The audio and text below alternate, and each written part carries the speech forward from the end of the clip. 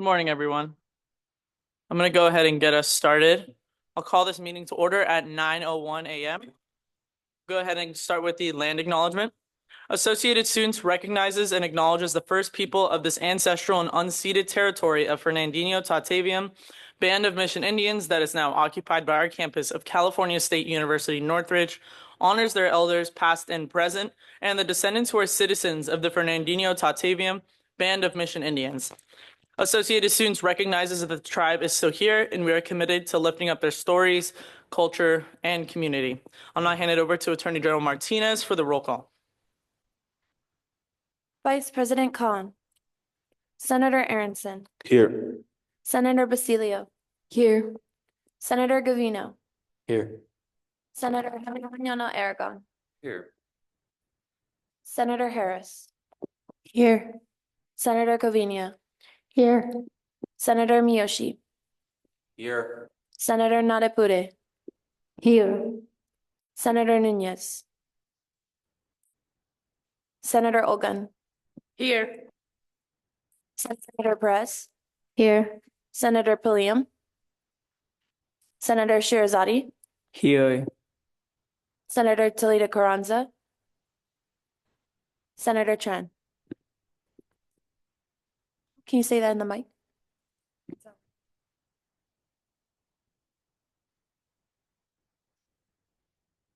Okay, we have quorum. Senator Tran is present for the minutes. We'll now move on to the approval of the agenda for March 3rd, 2025. Is there a motion on the floor? Senator Aronson. I move to approve the agenda for today's meeting on March 3rd, 2025. Is there a second? Seconded by Senator Shirazadi. Any discussion on the approval of today's agenda? Seeing no discussion, we'll take this to a vote. All in favor of approving the March 3rd, 2025 agenda, please raise your hand.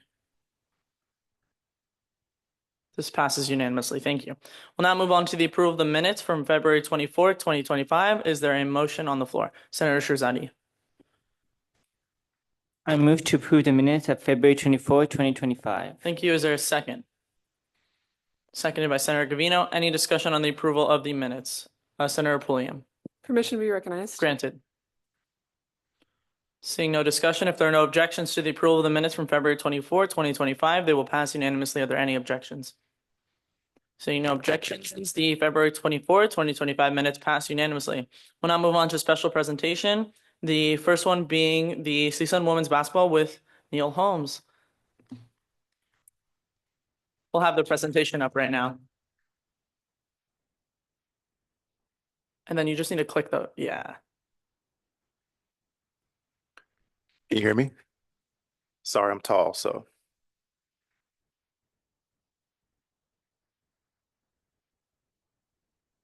Good morning, Senate. My name is Neil Holmes. I am the Director of Basketball Operations for CSUN Women's Basketball.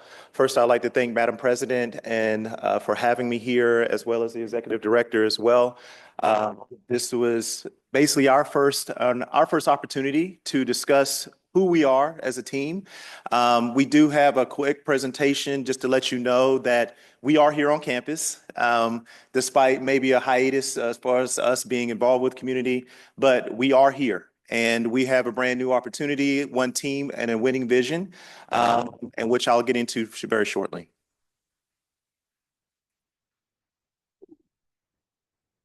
Do I need to come closer?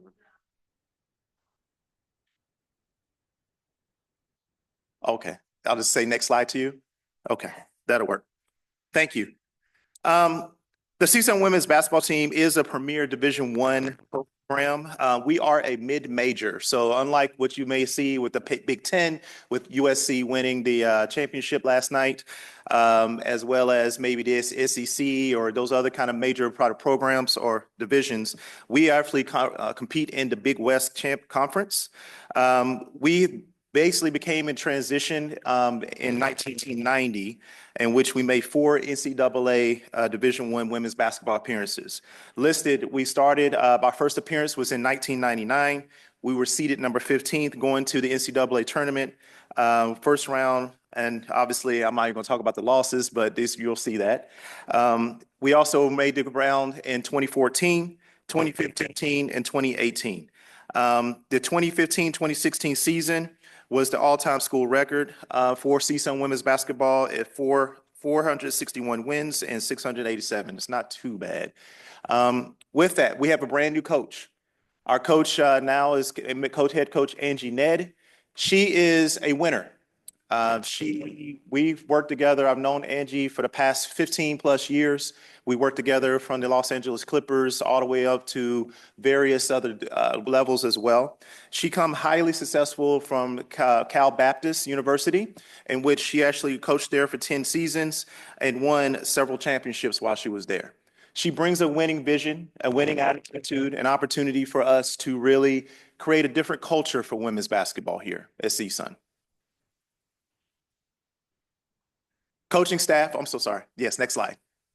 Coaching staff, which you'll see is our assistant coach, Tori Mitchell, who is our post-development coach. Assistant coach, Deja Battle, who is our player development, and she is also our video coordinator. Assistant coach, Akila Martin, who is our offensive coordinator.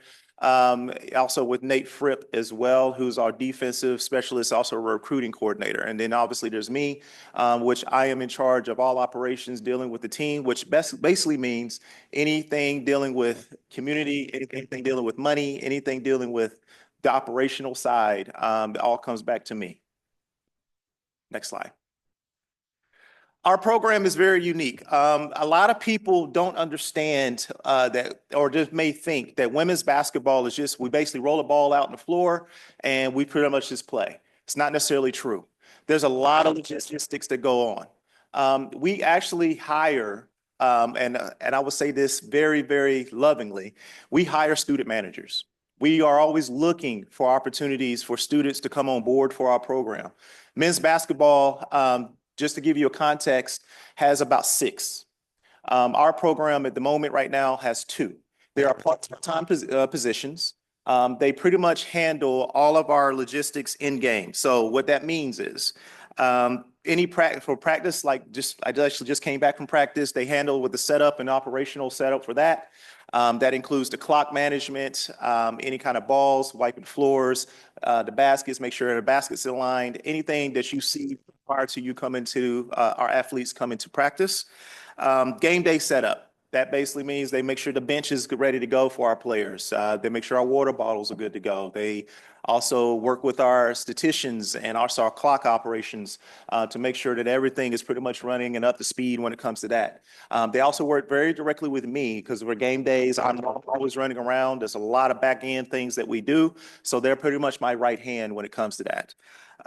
They also travel with the team. For instance, one of our managers in the moment, she's actually traveling to Hawaii with us this weekend. So we do have opportunities in which they actually travel with us and help be a part of the team aspects with that. And we do feed them while they're on the road too, by the way. But this is a great internship opportunity for students that are looking for the next level to actually learn what basketball operations is about on potentially a pro level or even just going forward to a different collegiate level. FYI, I came from the NBA. I worked 20 years for the NBA. I actually own two basketball teams as well in this league called the Basketball League, which is right underneath the NBA G League, if you may know. I also worked 10 years in politics as well. So I am versed when it comes to this type of business, very versed. So the opportunity for me to pass on knowledge to these student managers is what I love to do. And it's basically what our program is about, teaching not just the student athletes to roll a basketball out on the floor and actually obviously get the wins, which is what we need to do. But at the same time, it's a teachable opportunity for these kids to really understand that there is the opportunity beyond playing basketball on the floor. Next slide. The student experience also continues in which we actually hire practice players. Basically what that means is if you see a high school game or if you see any kind of games, no matter what, you always have practice players that come to the court. What it is, we have 5, 6, we have 8. We have 8 men that actually come to our practice every single game. And what they do is they actually simulate what the opponents do. We give them plays, we give them the scenarios, we give them every single thing that makes our student athletes or the team ready to play on game day.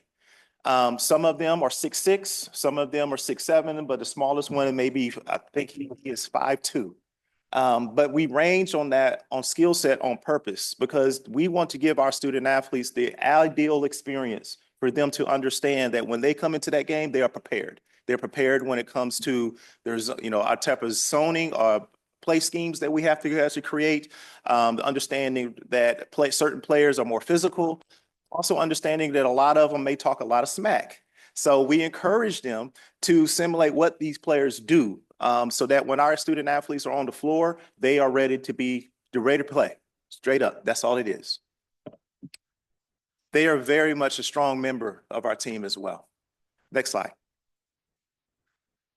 Just to give you an outlook for our 2025-26 season, coming into our new season next year, our summer months, we want to be involved with community. Head coach Angie Ned's vision is not just one team on the floor, but also one team in the community.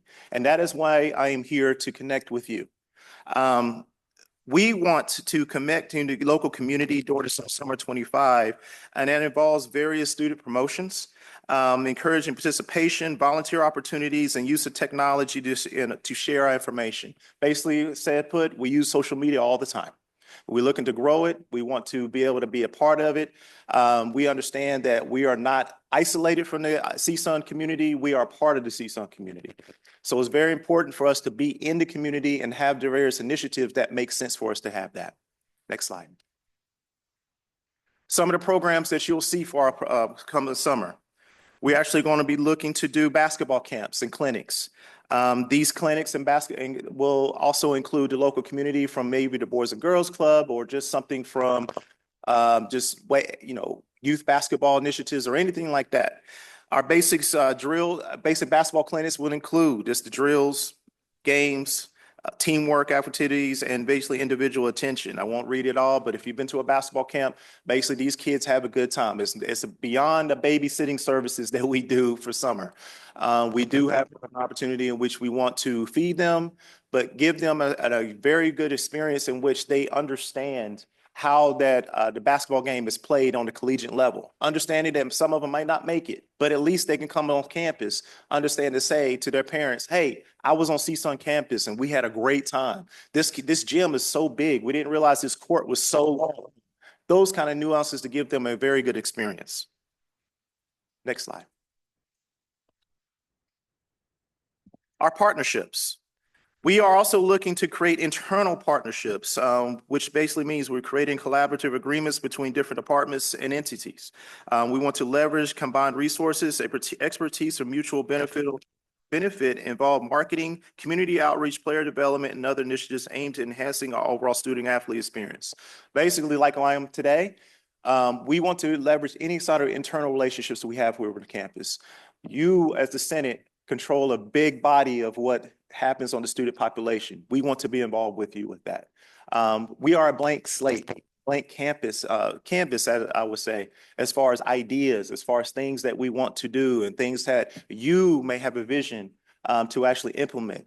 We want to be a conduit to you in which you can actually use us for your ideas, your innovation, and use sports as a platform to do so. Especially with women's basketball right now and the growth, and if anybody watches the WNBA and how women's basketball is actually growing, it is becoming a multi-million-dollar opportunity right now. And we hope that we can actually have CSUN and you as the Senate to actually join us for that. External, we're looking for networking opportunities, ways of leveraging connections for our career opportunities. As I mentioned before, we have internship opportunities. We have opportunities where we're giving hands-on experiences for our student athletes and also our students to actually understand the game of basketball. Professional development, like myself, I have a year's experience. So we want to be able to actually promote and give them a development opportunity to understand that when you're going, whether it be basketball, whether it be any other kind of sport, there is a professionalism you have to have towards that. The way you dress, the way you walk, the way you talk. We want to be able to teach that, not only to our student athletes, but also to those that we have an internship opportunities for. Building our reputation. Right now, and I will be honest with you, we don't have a reputation. And that is why we're here. We're trying to rebuild it. And it starts by us coming out to you not you asking you to come to us and be able to say that we need you. We need an opportunity for us to actually create a bridge and to build this reputation of positivity amongst the campus. And then obviously the competitive analysis, everybody wants to win and nobody wants to go see a losing season or a losing team. So, but in order for us to be competitive, we need to be able to have this synergy collectively in order for us to understand what winning goes beyond the basketball court as well. And then finally, our community engagement. What are we doing outside in the community? How are we actually connecting with our external partners as much as possible? You see that a lot of partners are here. Just simple as the construction that's going on out there. That is a community partner that is here for the season. We want to be able to leverage community partners that you guys have into our basketball. Next slide. Our preseason outlook. I'm going from the summer months in which we actually go into our preseason outlook in which the players, our student athletes are actually on campus. We are looking to leverage a lot of events with our student athletes as well as the Senate as well. That means you have a picture here in which you have the LA Sparks actually came and they're a good partner of ours. They came to our education game. That education game, which we played in January, we packed the house. We had 3,000 people at that game, 3,000 youth. 3,000 youth that have never been on CSUN's campus. I will repeat, 3,000 youth that have never been on CSUN campus and experienced a college experience. That is something that we bring to the table, utilizing our basketball as an opportunity to bring in outside individuals, youth at that have never seen CSUN, who want to experience what CSUN is about using our platform. And then obviously we bring our student athletes. The next picture you'll see is actually going to the Boys and Girls Club. These are just something that we've done in the past. We're looking to expand as much as possible how we can actually bring our brand out into the community. Next slide. As I mentioned, those are the past events. This right here is what we're looking for our upcoming events. Our partnership with you, Associated Students in the Senate, creating various CSUN events and I'll get to that as far as that's concerned. We have various theme nights or whatnot that we do. We are looking to plan a women's basketball preseason banquet, which that means we want to invite special guests, past alumni, past big time speakers to come out and talk about the program, to talk about what it benefits the program to have to be on CSUN's campus, and also too for us to raise money.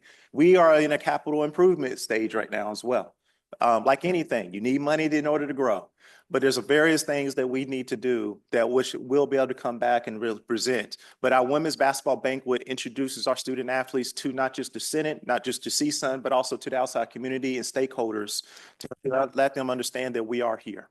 And my other point as well too, I don't know if you have heard of the Drew League. The Drew League is a old school basketball tradition that plays in Los Angeles. Very historic. A lot of NBA players and now WNBA players come down to Los Angeles and they play in this Pro-Am. This Pro-Am basically is not just a celebrity game, but also an opportunity in which these players really create not only hone their skills, but also create a branding opportunity for them. We have actually been in contact with the owner of the Drew League, the founder of the Drew League, and she actually came on campus during our Black Excellence Night and was very, very, very excited about what CSUN has to offer. She also wants to partner with us as well. So this is the kind of external partnership that we're looking to bridge, but I also bring that up to say this is a perfect opportunity for Associated students to also get out and be in the community and down in South Los Angeles, and also have South Los Angeles come to CSUN as well. Next slide.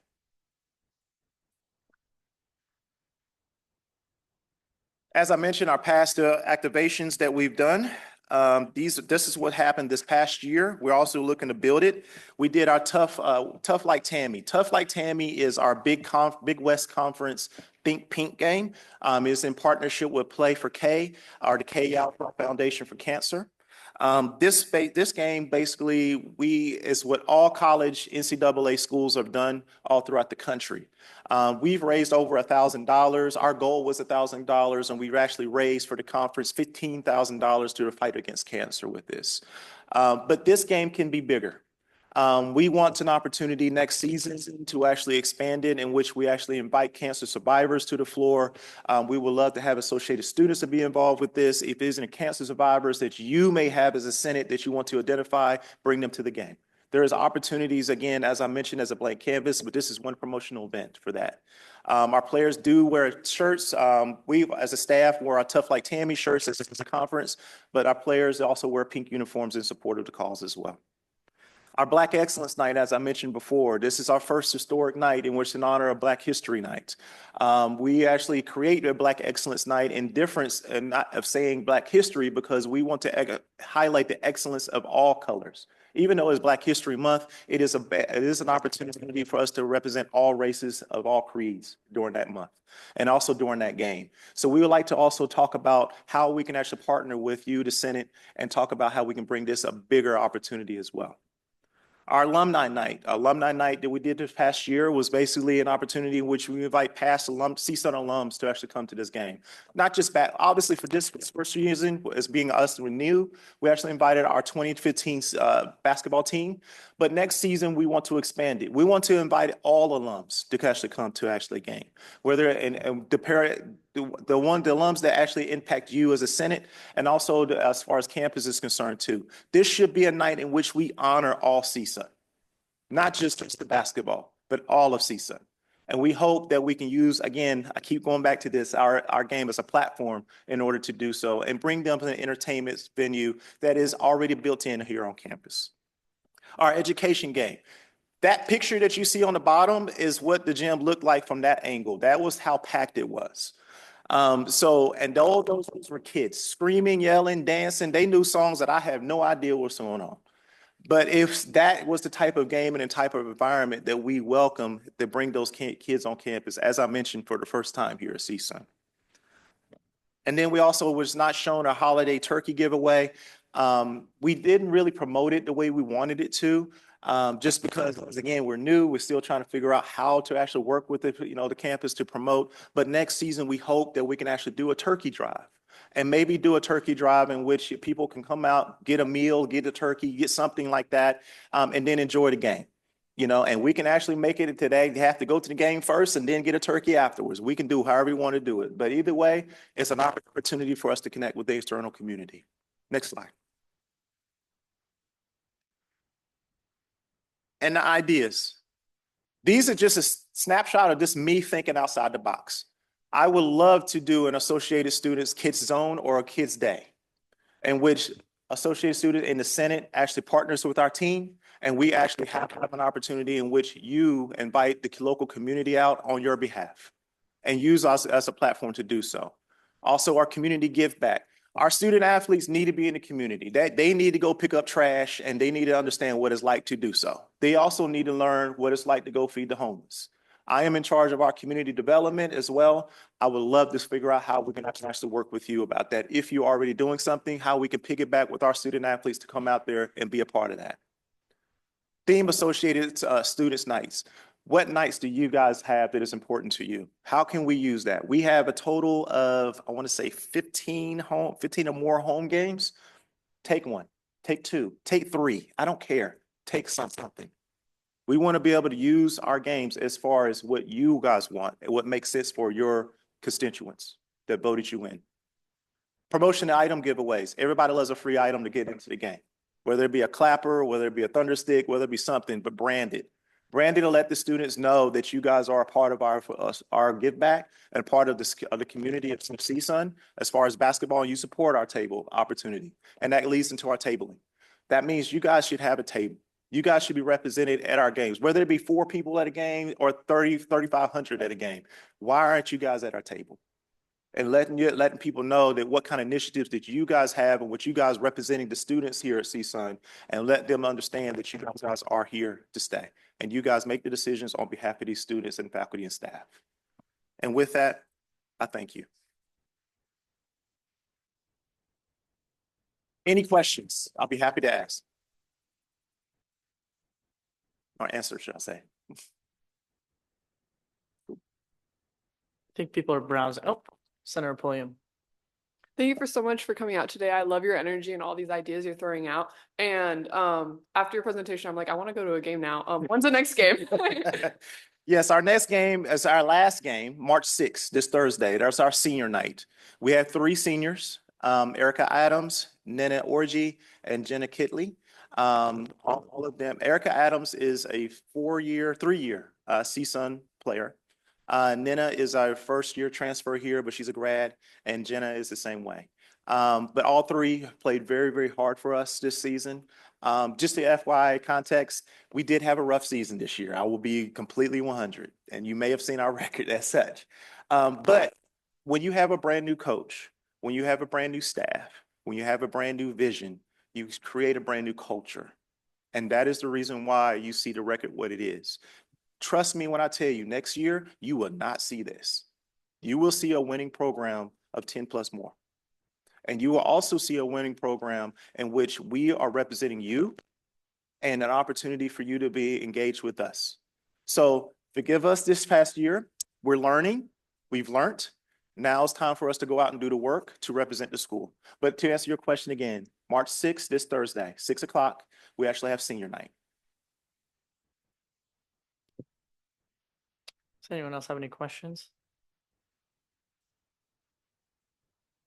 I would say, could you share your email and then Yes. senators can reach out to you individually if they do have any ideas or questions in regard to Yes. legislation? Yes, I can do Yeah. it right now. Yeah, and go for- go from there. Is Yeah, that yeah, cool? sure. My email is Neil, Neil, .Holmes, HOLMES, at csun.edu. My cell, yes, I will give out my cell to the world, yes. 661-817-0886. I am on campus at Matador Hall as well. I would love to sit down and talk to you about what challenges or how we can actually partner. I know each of you are being elected or coming up for elections coming up. I would let us figure out how we can help. Okay, Thank you so much. thank you.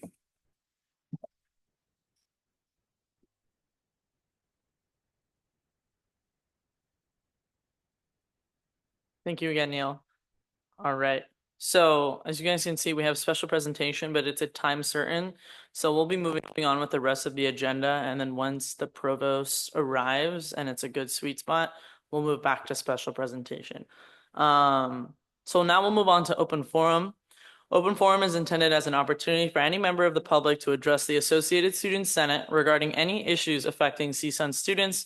Speakers are allowed 3 minutes each to speak. Please sign in using the clipboard for minute recording purposes. Is there anyone here for open forum?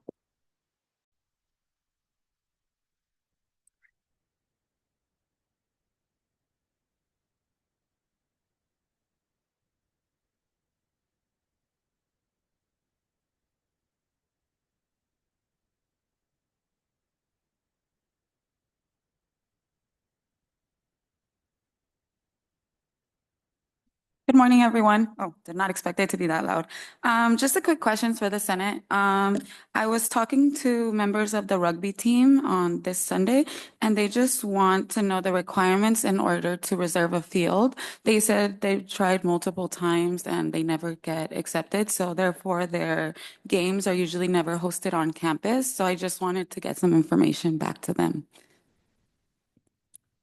Okay, we usually don't do questions during open forum, Oh. but I can respond to you. That's Yeah, I'm so okay.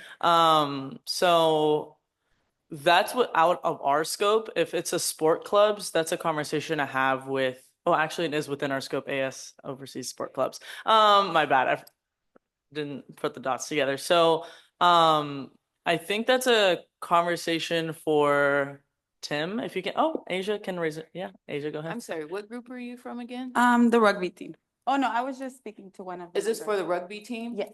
Okay, so yeah, they would need to contact Dustin in the AS Sports Club office. Perfect. I'm so sorry. But they can also go to the MIC and we can help them as well get connected with the right form. Okay, thank you. That was all.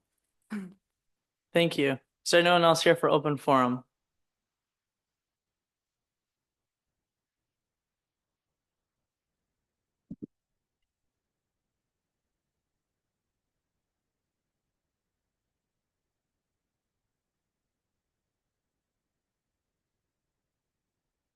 There we are. Perfect. Good morning to Associated students and everyone here. My name is Cesar Rosales. It's coming through. Oh my God, there we go. I am here as a representative today of the of Metro de CSUN, as well as the Metro Democrats, as well as the University Student Union Board of Directors, Diversity and Inclusion Co-Chair. And as a student, of course. I came here to speak during open forum in support of SB 2425-004, call to action in support of undocumented students. CSUN has long been a cornerstone of this community in terms of activism and advocacy, and continues to be so for undocumented students and at-risk students on this campus. It is a crime that any student who wants to focus on their education should face any adversity whatsoever outside of having to get to class and back on the 5. The work that has been done so far by this campus and institutions on this campus by places like the Dream Center and Dreams to Be Heard have been incredible and have been absolutely wonderful to see. It's so nice to see a place like CSUN support its students so thoroughly. And I'm here to call upon the associated students to also contribute to this cause.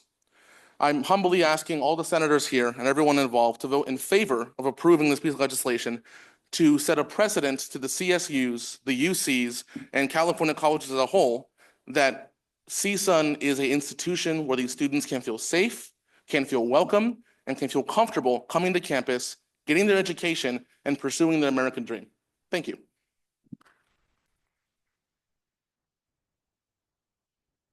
Thank you so much. Is there anyone else here for open forum?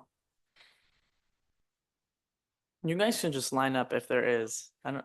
If there's anyone else, you could just stand behind so it's not as awkward.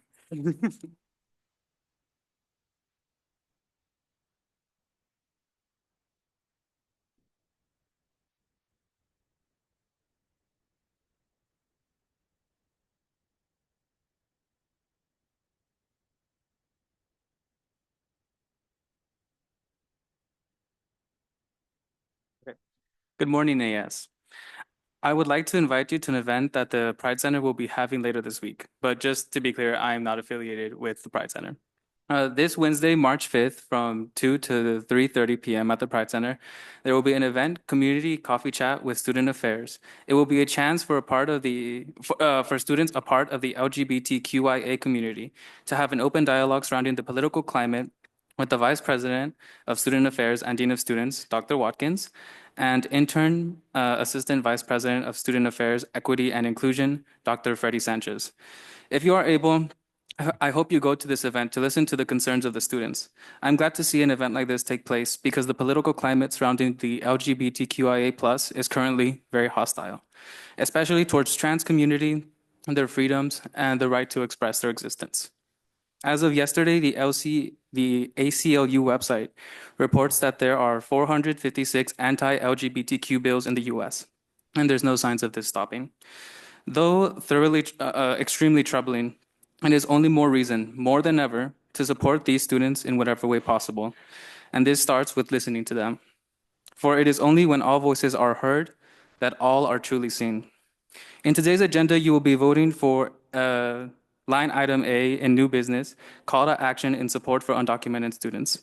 I hope that this item passes unanimously, as it can only be a benefit to vulnerable students. And just as there has been support for undocumented students, I hope that AS will support the needs of the LGBTQIA students on this campus. Thank you.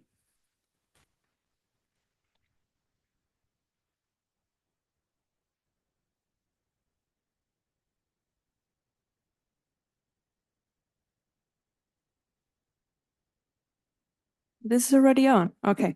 Good morning, everybody. My name is Lorena Toledo Carranza, and I'm a Sport Club's council president, as you know. I'm just here to give a quick report.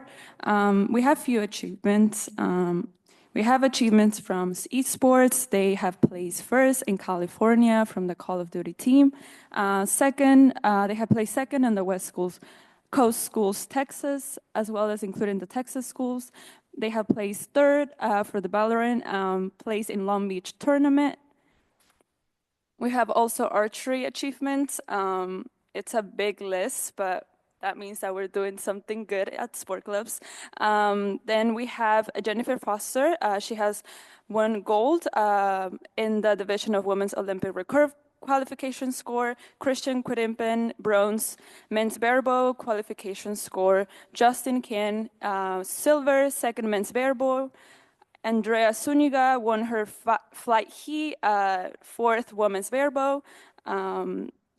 as well as Christian Kundipan again, Justin Can, Julian Jerkin, silver second men's bareboat team, Christian Kundipan, Alana Alcantara, third mixed bareboat team, Jennifer Foster, Shen Tran, third mixed Olympic recruit team, and a total of whole of 11 awards and 10 bean medals. Jenny is also placed 13 in senior women's OR and 9th in collegiate women's OR at indoor nationals. And Ian ranked 6th in U21 men's barebow and 6th in collegiate barebow. So these are some of the achievements. I know it's a very long list, and I still have a few more to give back.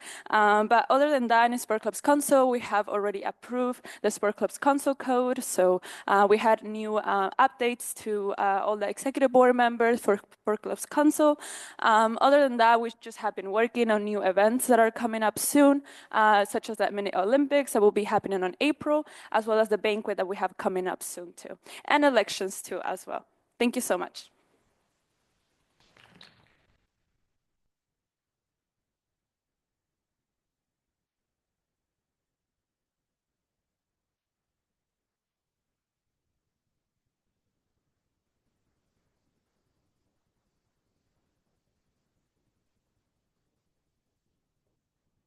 Right, good morning, everybody.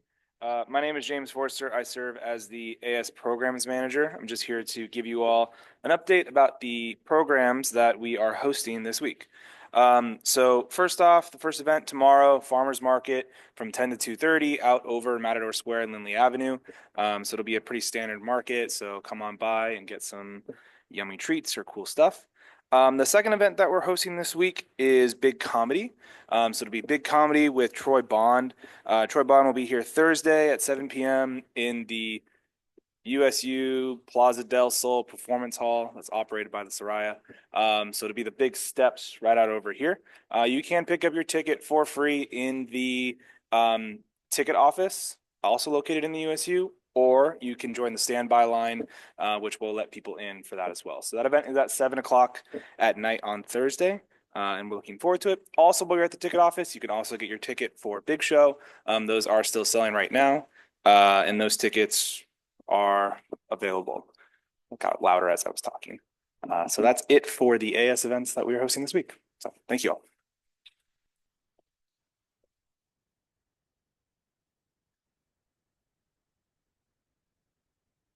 Is there anyone else here for open forum? Senator Harris?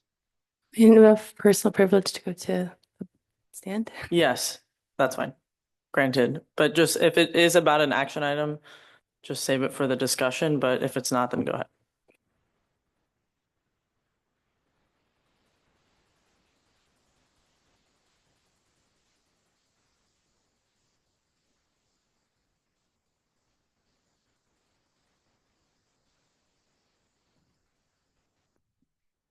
Good morning.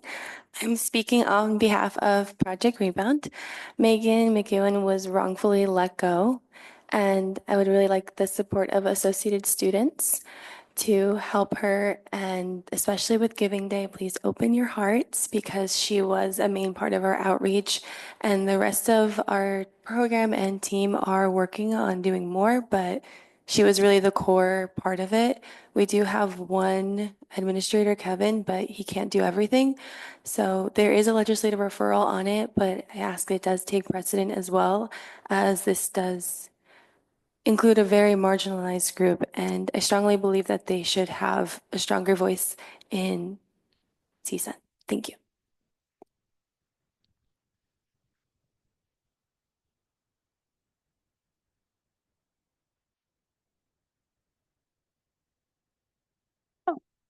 Got it. Hi, everyone. My name is Hermione Douglas. I am Black Student Union President, and Black Student Union advocates for students on campus as well as brings the community together. I just wanted to give a general overview of what we have planned for March. We have our feminine hygiene drive that is coming up next week, and you can drop off feminine hygiene products at the Black House. And then we have our Double Good fundraiser, which is this week, so that we can pay for our events that are coming up, especially the end of the year event that we partner with all Black/African clubs and organizations. And then we have our general body meeting, which is catered to how to take care of your natural hair. And that is March 25th. So, yeah.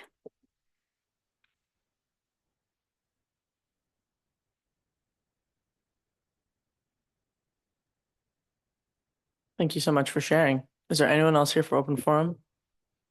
Senator Harris? Permission to be recognized. Granted. Vice President Khan? Permission to be recognized. Granted. Senator Toledo Carranza? Permission to be recognized. Granted. Anyone else here for open forum? Once, going twice. All right, sounds good. We'll now move on past unfinished business into new business. First line, I feel like we should all remember how this kind of process goes. But we'll need a motion to enter committee of the whole. Is there a motion? Senator Aronson? I move to enter committee of the whole. Thank you. Is there a second? Seconded by Senator Shirzadi. Any discussion on this motion?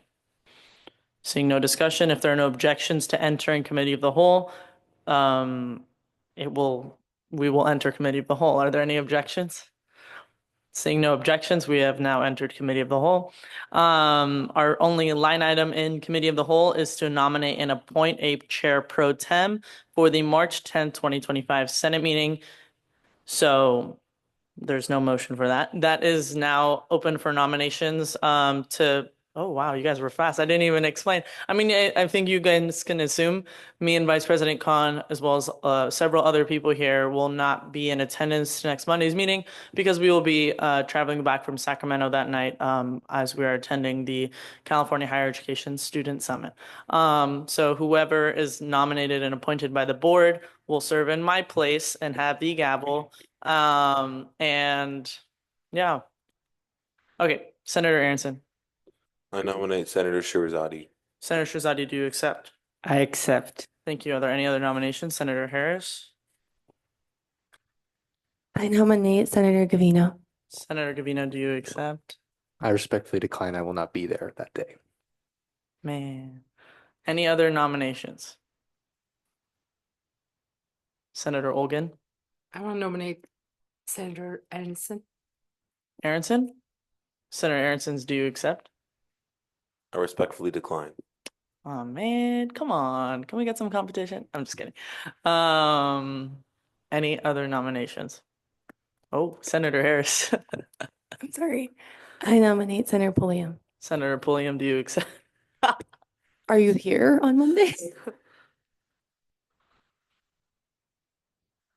I am here on Monday and I'll accept. Hey. Okay, any other nominations? Okay. Oh, sorry, Senator Olgan. I would like to nominate Senator Camino. Cavigna? Senator Cavigna, do you accept? I respectfully decline. Wow. At least everyone is respectful, okay? Senator Pulliam? I nominate Senator Harris. This is getting comedic. Girl, I'm not here. But thank you. Okay, has anyone else has not been nominated on the board? Senator Olgan. I would like to nominate Senator Aragon. Okay, Senator Heminiana Aragon. I'm also not going to be here. Yeah, we do have some members of our board that will also be not attending the Senate meeting, which will most definitely affect our quorum. So whoever's the chair, have fun. So I'm seeing Senator Shirzadi and Senator Pulliam. One moment. Okay, in order of nominations, Senator Shirzadi, would you like to give a 1-minute spiel on why you should be the next chair pro tem? Yes. Go ahead. Good morning, everyone. My name is Navid Shazadi, and I'm running for the role of Chair Pro Tem. I am qualified for this role due to my experience with parliamentary procedure and my understanding of how our meetings are conducted. I see this as an opportunity for me to gain firsthand experience in running a meeting and being able to adequately be present. Thank you.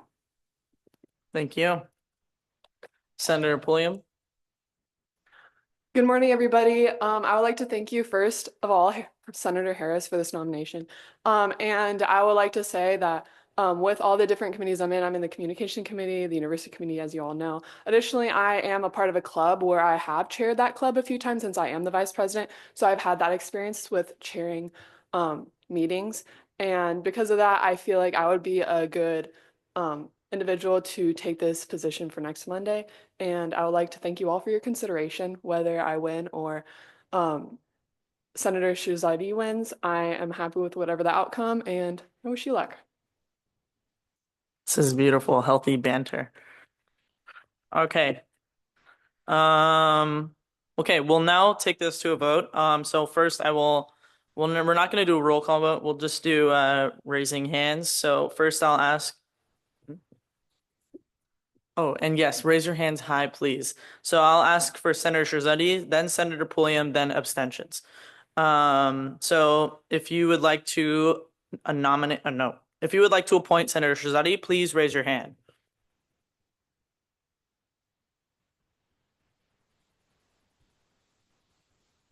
Okay, thank you. Please lower your hands. Now for Senator Pulliam.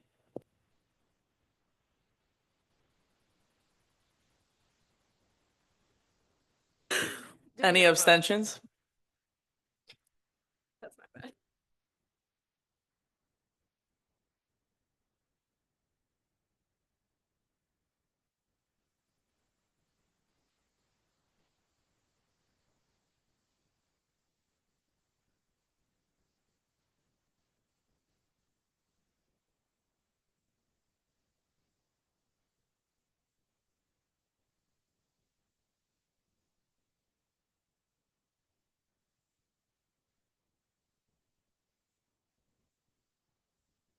Okay.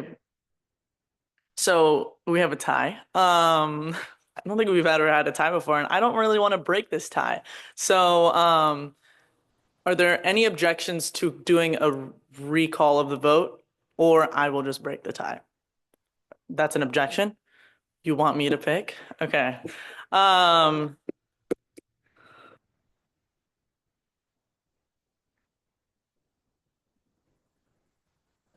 This is my first time like breaking a tie. Oh yeah. Honestly? No. I don't think we should. No, I'm not doing a coin flip.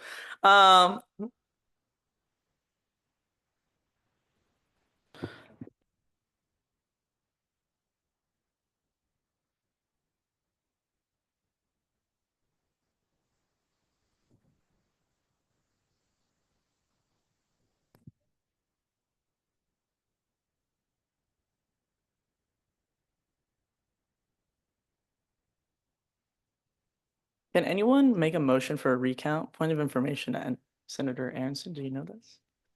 No, I was going to make the motion. Oh, I just wanted to clarify if anyone can make the motion. I'm getting an inquiry right now. Asia, please. I guess my question is is the vote over? So technically, Because we the know, vote is tied, so it's not. so the decision isn't over. The decision is not over. So would making a motion if the decision isn't over be out of order? Well, this item doesn't require a motion, that's why. No, I know, but if someone was Oh. to make a motion to do a whatever, Yeah. wouldn't that be out of order because this decision isn't done yet? Katie, you can make a decision. Okay. Well, no, it's not been that. I had an inquiry and I wanted to get it addressed because I was also curious as a parliamentarian. Okay, I will make my decision and break this tie. I will go ahead and select Senator Shahzadi. I hated that so much. Okay, we'll now move to exit committee of the whole. Is there a motion to exit committee of the whole? Senator Aronson? I move to exit committee of the whole. Thank you. Is there a second? Seconded by Senator Toledo Carranza. Any discussion on the motion to exit committee of the whole? Seeing no discussion, if there are no objections to exiting committee of the whole, it will pass unanimously. Are there any objections? Seeing no objections, we have now exited committee of the whole. I'll now ask for a motion to approve the recommendations of the committee of the whole. Is there a motion? Senator Aronson. I move to approve the recommendations of the committee of the whole. Is there a second? Seconded by Senator Basilio. Any discussion on this item?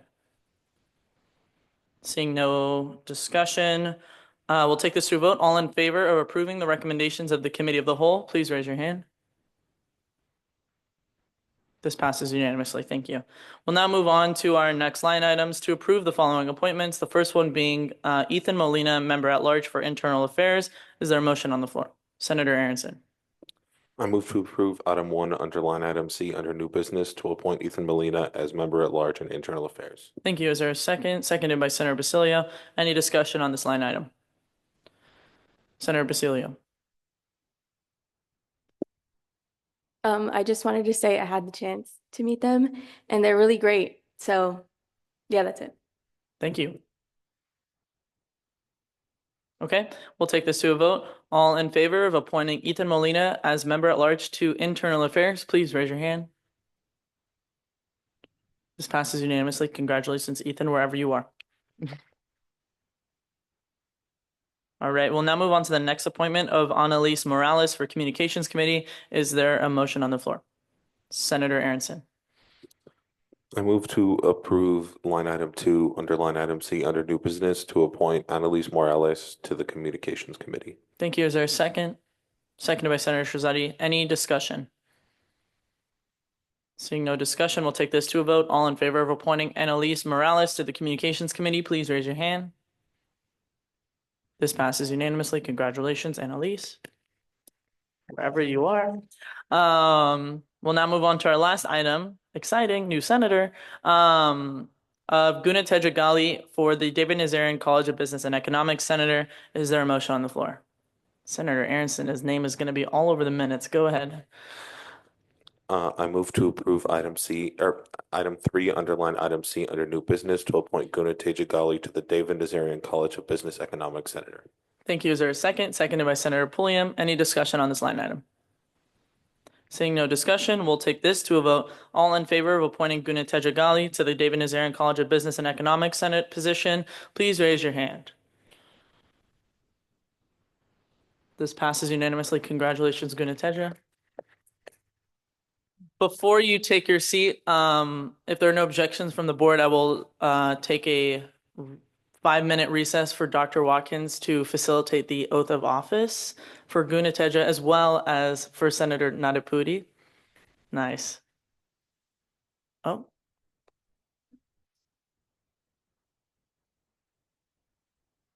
Senator Basilio, did you get the oath of office? Okay, then go ahead and take a stand over there, please. So Guna Teja and then Senator Nadapudi, please go ahead and stand by the podium. Dr. Watkins will tell you where to go.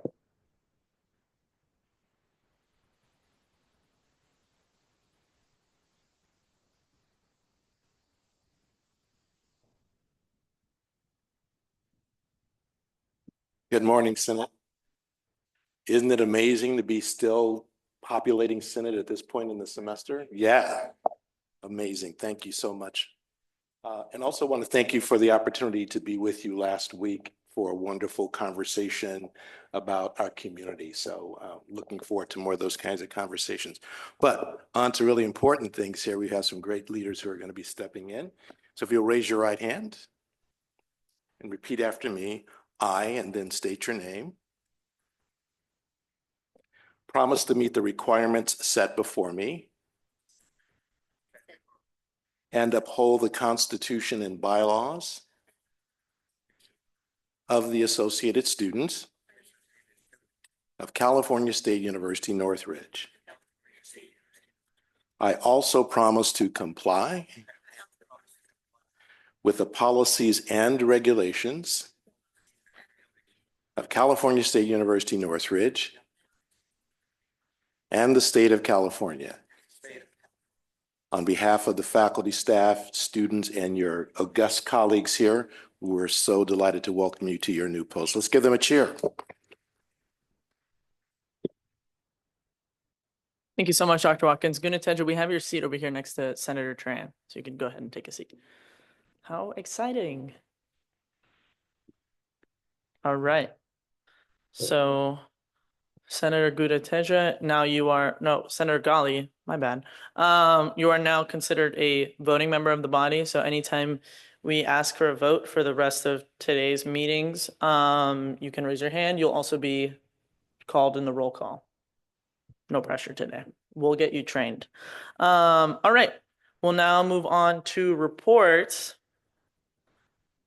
And then probably when my report ends, we'll go back to the time certain special presentation, just as an FYI. So starting with my report, good morning, everyone.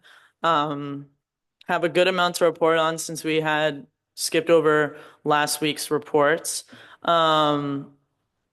My first thing is thank you all for being there for President's Day. It was a really awesome day, and I hope you all were inspired by the past presidents and vice presidents that were here speaking. And yeah, it's always a fantastic, opportunity for them to come, and it's a great delight. And then I had the chance to attend the faculty leadership convening, which was alongside members of the CSUN Faculty Senate, as well as President Beck's cabinet, trying to, discussing what the political climate is really going to impose onto our campus community. And a majority of those updates were eventually shared with us last week at Monday's meeting. So I had just gotten the information during the week of February 25th, but same information was shared in regard to immigration resources, other than any minor updates to the website. But yeah, it was a really great opportunity, and I was really glad to be in the space to hear any updates. And then next, I attended the Alumni Board of Directors meeting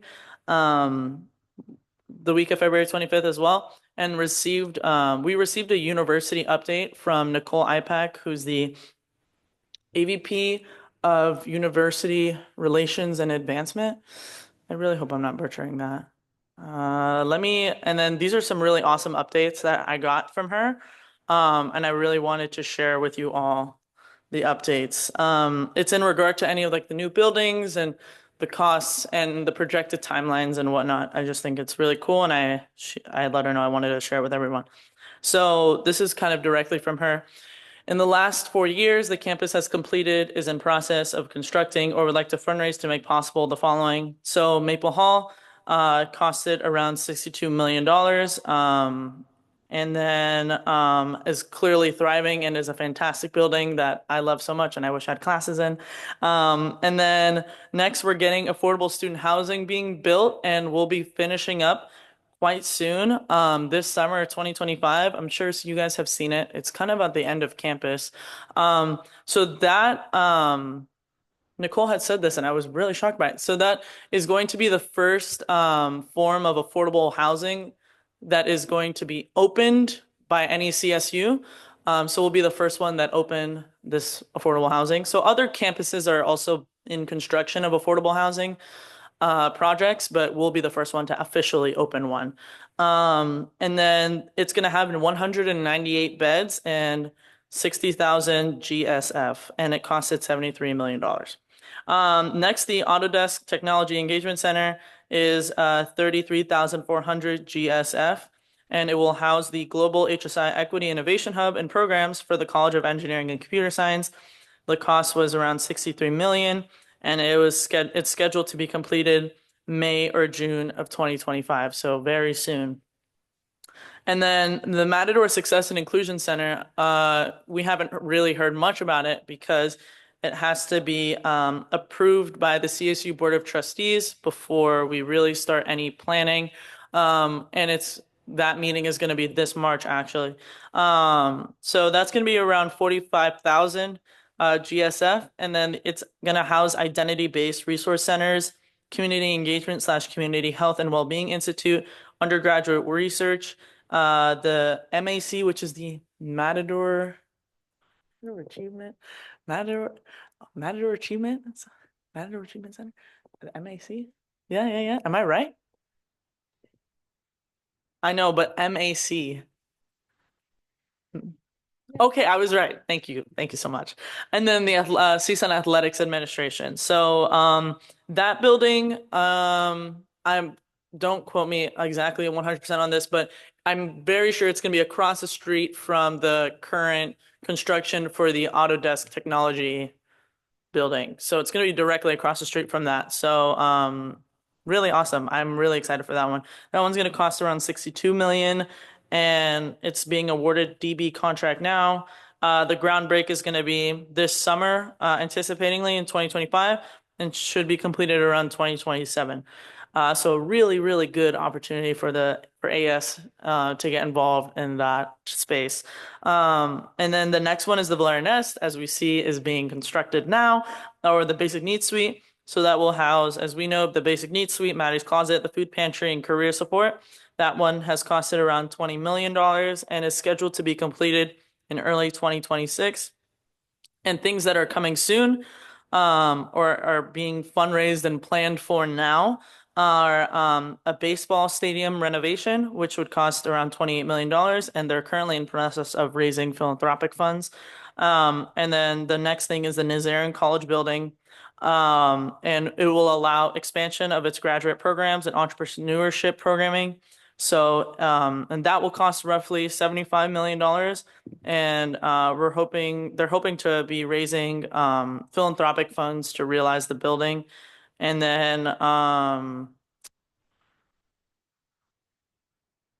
they do have other capital projects that are not included on this list, but it would have the total kind of current ones that are being planned, and ones that are recently finished. It comes to around $500 million. So really cool stuff that our campus is doing. A lot of that is philanthropic funds. So, you know, and the foundation board is actually meeting this week, so I'll get a chance to hear more about the philanthropy that's coming into CSUN and how great of an impact it makes on our campus community. And if anyone has any questions about like the philanthropy and philanthropic side of CSUN, let me know, or let Nicole IPAC know. She'll probably be able to answer your questions more than I will. But if I'm more accessible, let me know. But that was it. I really wanted to share that because I was really intrigued by it. So the next thing is that I attended the all-day student trustee search committee interviews at the CSU Chancellor's office last Friday. And the CSSA will be sending 3 names to of the interviewees to the second round of interviews with the governor's office. And then for my actual report for this week, thank you to everyone that participated in the Lieutenant Governor visit. It was a great success and it was a great honor, and she will be running for governor, or she is running for governor. So really awesome that we had the opportunity to meet her. And then over the past year, or during my term, I've been wanting to kind of change our mission and value statements in AS. So alongside some help from our advisors, I was able to put together a committee, and now we have a referendum that is on our special meeting agenda for everyone to vote on. So I hope you guys like it. Yeah, that took some time. I attended the TDM steering committee meeting. It was the first one of the year. So essentially all things transportation mobility on our campus. That's aside from parking. Parking plays a big part in that, parking and transportation services, but it's an overall kind of conversation. And I let them know that the Senate and AS in general has always had a lot of reservations about transportation and parking and ways to make it better and improve it. And I shared a majority of those at that meeting, but the leaders of the steering committee had said, if possible, that we can kind of culminate a report to send to them based off of our current observations of what can be done better in CSUN. So that's parking. I mean, we've gotten a bunch of referrals about putting certain traffic lights everywhere. And so like that all falls within this realm. Trying to, you know, if you guys don't want electric scooters, like that's within this realm as well. Like everything in regard to transportation across different parts of campus or parking lots or through the streets or walking traffic or even just around the surrounding area of CSUN. I remember there was a legislative referral when I was a senator about having speed bumps being put on Darby. And that didn't go anywhere. There's currently no speed bumps. But that also can be wrapped into this conversation as well. So keep that in mind. I'll send an email out because I do want this to be a comprehensive report, because I know that a good chunk of our legislation is regarding this theme of conversation. So yeah. Vice President Khan and I had a very productive meeting with President Beck and Dr. Watkins last week, and we discussed a lot of things, some that I'll touch on in this report, and a lot that had to do with the political climate. and stuff like that. So we're really grateful for their leadership and their, ability to communicate with us about what's going on campus and how we can be involved and whatnot. So some reminders. A majority of us will be traveling this Friday morning to Sacramento to attend the California Higher Education Student Summit. So Friday morning is our flight. We come back Monday night. So a lot of us won't be here for Senate on Monday. So if you are not going to Sacramento, you please be on time, because if there are things that need to be voted on next Monday, quorum is obviously very important and will be very fragile next Monday because of the majority of us not being here. So if you're not going to chess, please be on time and please be at the meeting. Very important. I will be serving on the Valera Ness Advisory Board. They have a meeting this week, so that's really awesome. Also gonna try to see if there's some ways that AS can kind of collaborate with the USU in regard to that. And then I'll be starting to onboard Caesar in the crowd, Chief Justice, this week as soon as he finishes his HR orientation. So that's really exciting. As James mentioned, we do have big comedy this Thursday at 7 o'clock. If you haven't bought your tickets, well, not buy, they're free. If you haven't gotten your tickets, go ahead and do that at the AS ticket office. Pretty cool. So that will be a fun time. And then for the end of year celebration, so we have an end of year celebration at the end of the year. And we do give out awards during that celebration. That's for the whole organization. So the awards nomination form will be opening up next Tuesday, March 11th. Anyone in AS can nominate anyone, any AS student and staff employee from any department for the awards. So keep that in mind. I'll remind everyone in my report next Monday as well. I'm sure you all are aware, but Charlie Kirk will be coming to campus this Thursday. I'll make no comments. March 6th, I think he is going to be here at 12 o'clock. 12 o'clock at Matador Square, I believe. I want to share this information with you all just so you know if there are any concerns, which a lot of students are having, which is very fair. He is a controversial individual. Please kind of be leaders in these spaces and direct them to the right individuals and, be able to de-escalate the situations if possible. Maybe are you going to touch on something like that? So Vice President Khan will touch on that more. But yeah, so just keep that in mind. I think it's a ticketed event, but our campus is public, so I'm pretty sure you're able to go if you walk onto this campus. But yeah, just keep that in mind. Yeah. Oh, so big thing. AS elections filing has been extended to this Friday at March 7th, this Friday at 6 p.m. So if you know anyone that is interested in running for the elections, the filing window has reopened again since it had closed last Friday. But yeah, so this Friday at 6 p.m. is a new deadline for elections filing. And then that's it. Sorry, so long. Are there any questions? Senator Gavino. Point of personal privilege. Granted. Okay, seeing none, we will move back into special presentation as our time certain has arrived. Provost Mira Kamaraju, if you'd like to come to the podium. Yeah.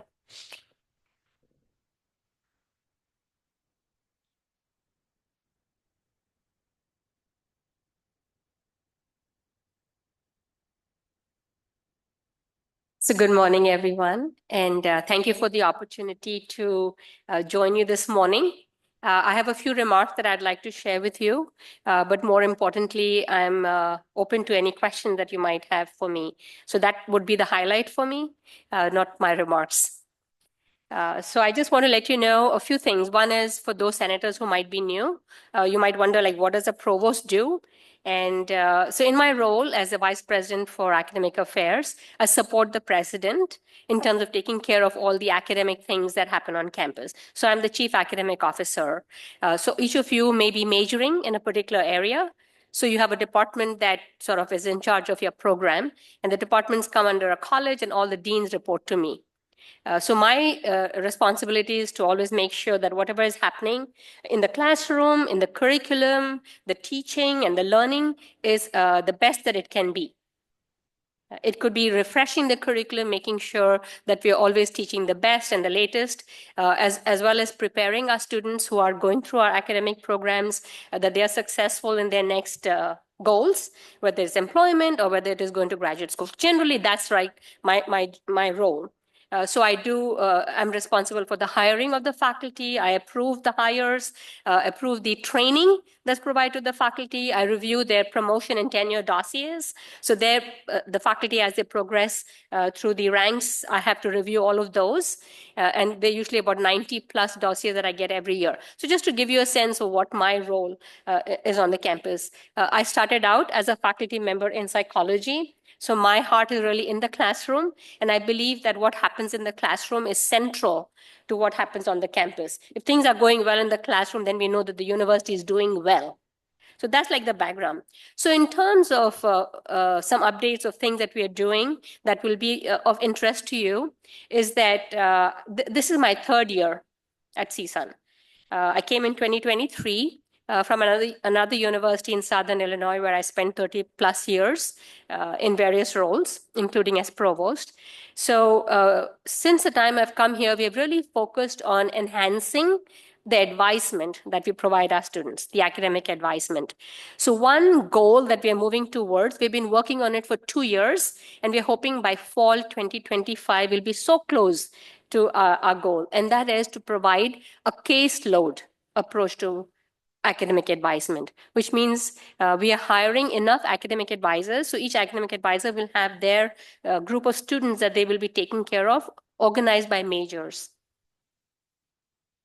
And to do that, we have to have enough advisors for the number of students that we have. So we are working and we're approaching that. And for all first year students in fall 2025, we're expecting specific advisors to be taking care of them. We also have hired an administrative lead for each college to be the director of college advising. So all of these advisors would have someone in charge. And we also want to ensure that the professional development that is provided to the advisors, that they are prepared, well prepared to take care of our students. It's an ongoing process. We may not reach perfection right away, but we are working towards that. So we're in the process of hiring advisors, getting them trained, making sure that the students are taken care of, and that we have the college advising directors in place. We just hired the last one in health and human development. She started a couple of weeks ago. So we have all of those directors in place, and we're working towards that. What we will be retaining in the hub will be the advisement for exploratory students who come in undecided or undeclared, as well as international students. So those will be retained in the hub, but otherwise everything else will be moving to the colleges. And we're trying to do that in a very thoughtful and organized way so that students don't feel any sort of jolt to the advisement that they're receiving. So that's an ongoing process. I want to highlight that part of it. The second thing I wanted to highlight is that in summer, we are trying to be more intentional in the courses that we are offering. Two years ago, we moved the offering of our summer classes from SENG, which is self-support, to stateside. And after that, we are trying to be more intentional in what we offer.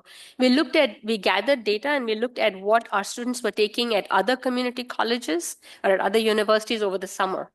Because some of the concern that faculty will have is that if we offer it in the summer, then the students won't be here in the fall and the spring taking those classes. But we did identify a list of classes that students were taking elsewhere.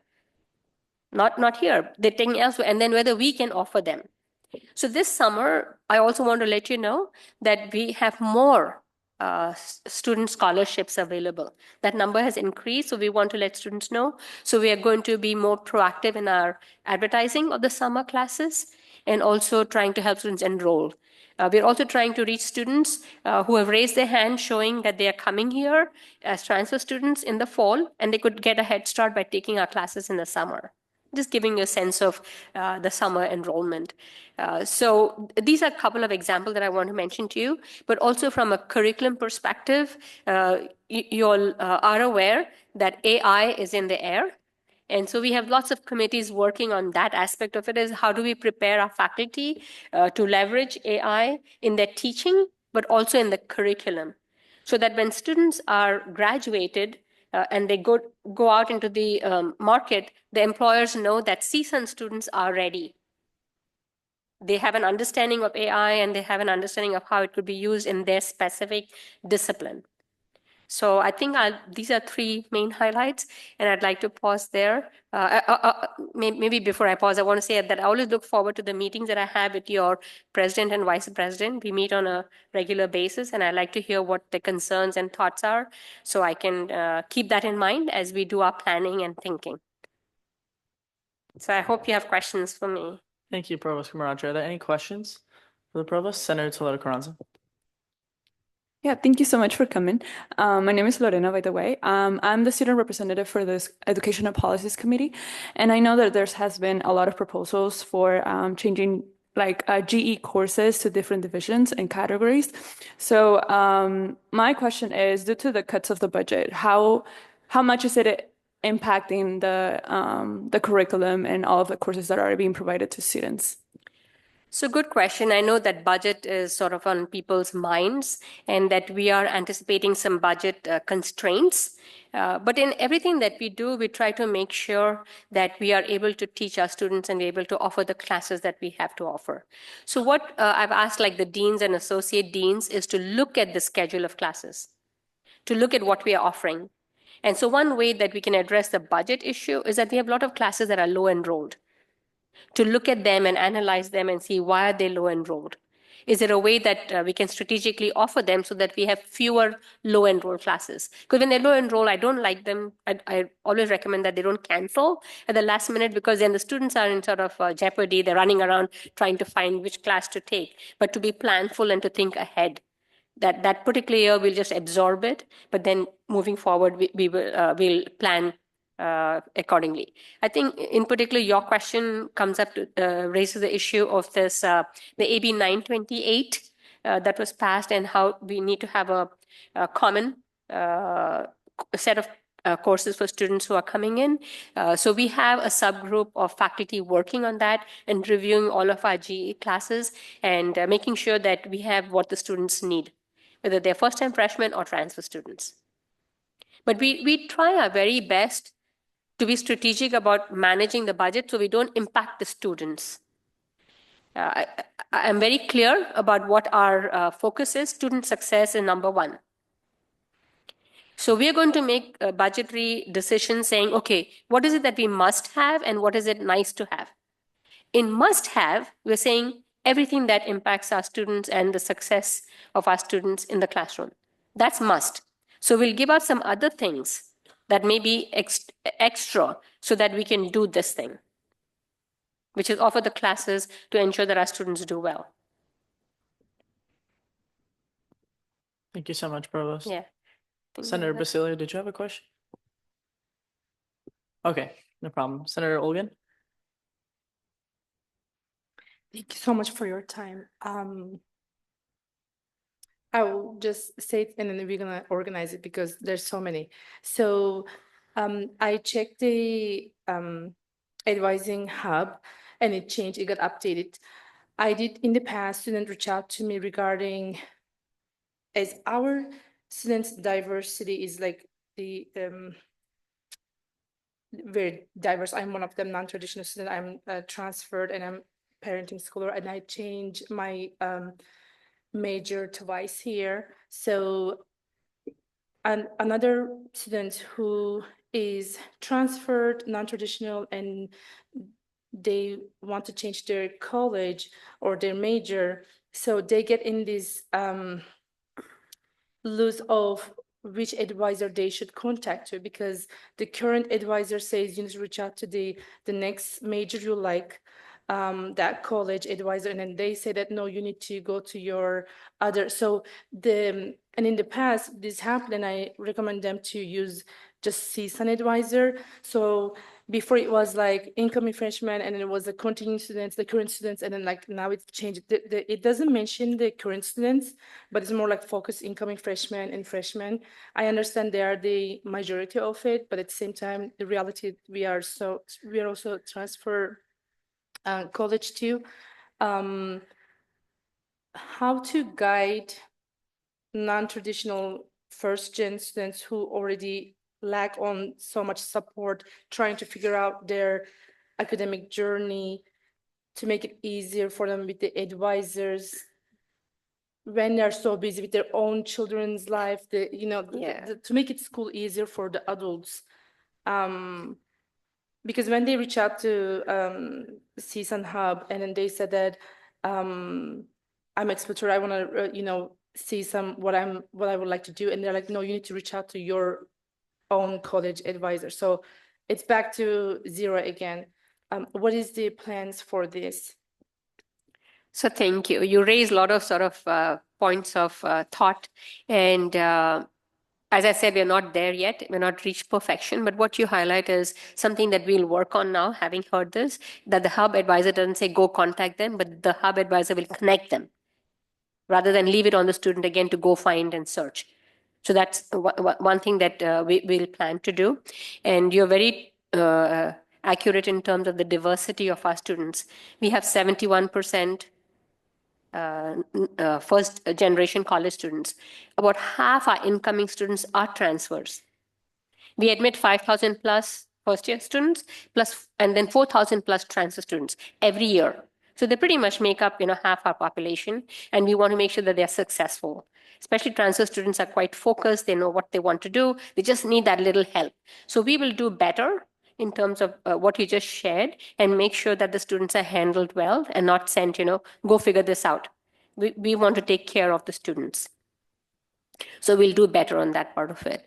And kind of connected with this, I just want to mention also that we are really focusing on not just bringing our students in, but also retaining them. So we have a very active retention work group that meets every month. And then actually my vice provost who's here with me, she's leading this effort.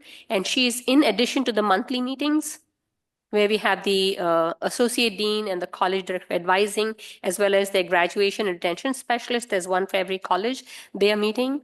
We're also giving them data about their students and how they're doing, and talking about these things, what we can do to help our students. And in addition, she also meets every 2 weeks with the core college team. So there's a lot of work that we are trying to do, and this, what you just shared, will be very helpful for us so that we can take care of our students. Yeah.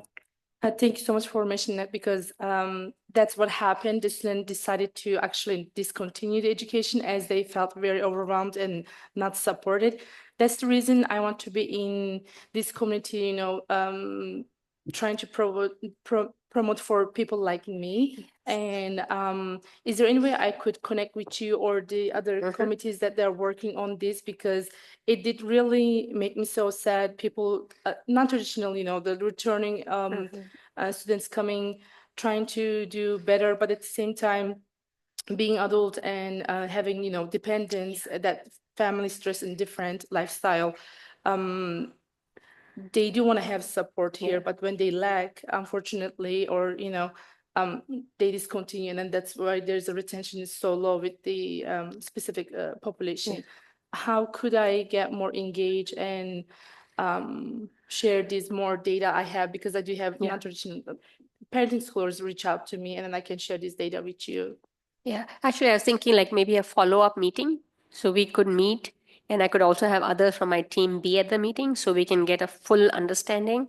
So I don't know, Katie, if you can help us connect. Yeah, I look forward to that. Because I feel like together, by working together, we can understand the problems and then find solutions.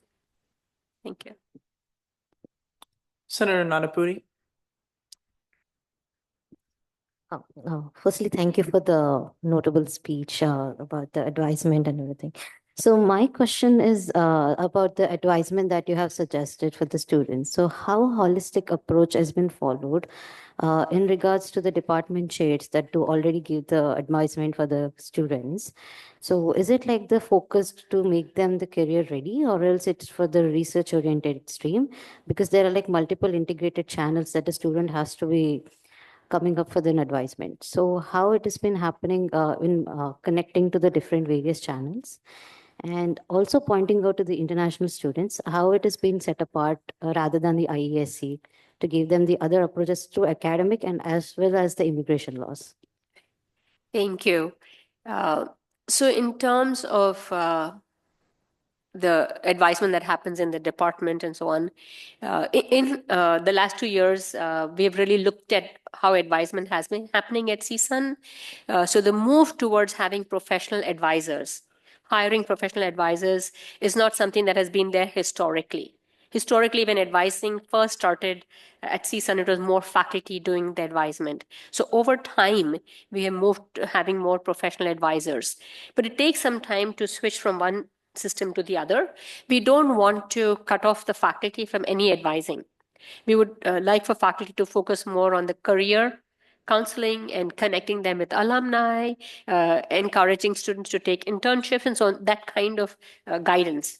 So it'll take a little bit more time. We're working towards that so that the students receive this holistic advising, which is not just about what classes do you want to take, but what do you want to do? What are the possibilities with this major? What are the different dimensions? And within a major, if you want to choose this area or that area, what are the set of classes you could take? So we want over time, we want our academic advisors who are the professional advisors to connect with the department, to know the faculty, to know the department chair, and to go for some of those meetings. So that will happen a little bit over time, but that's where we are moving toward, and keeping the faculty still engaged with advisement. But the student will always have a professional advisor and can have a faculty advisor.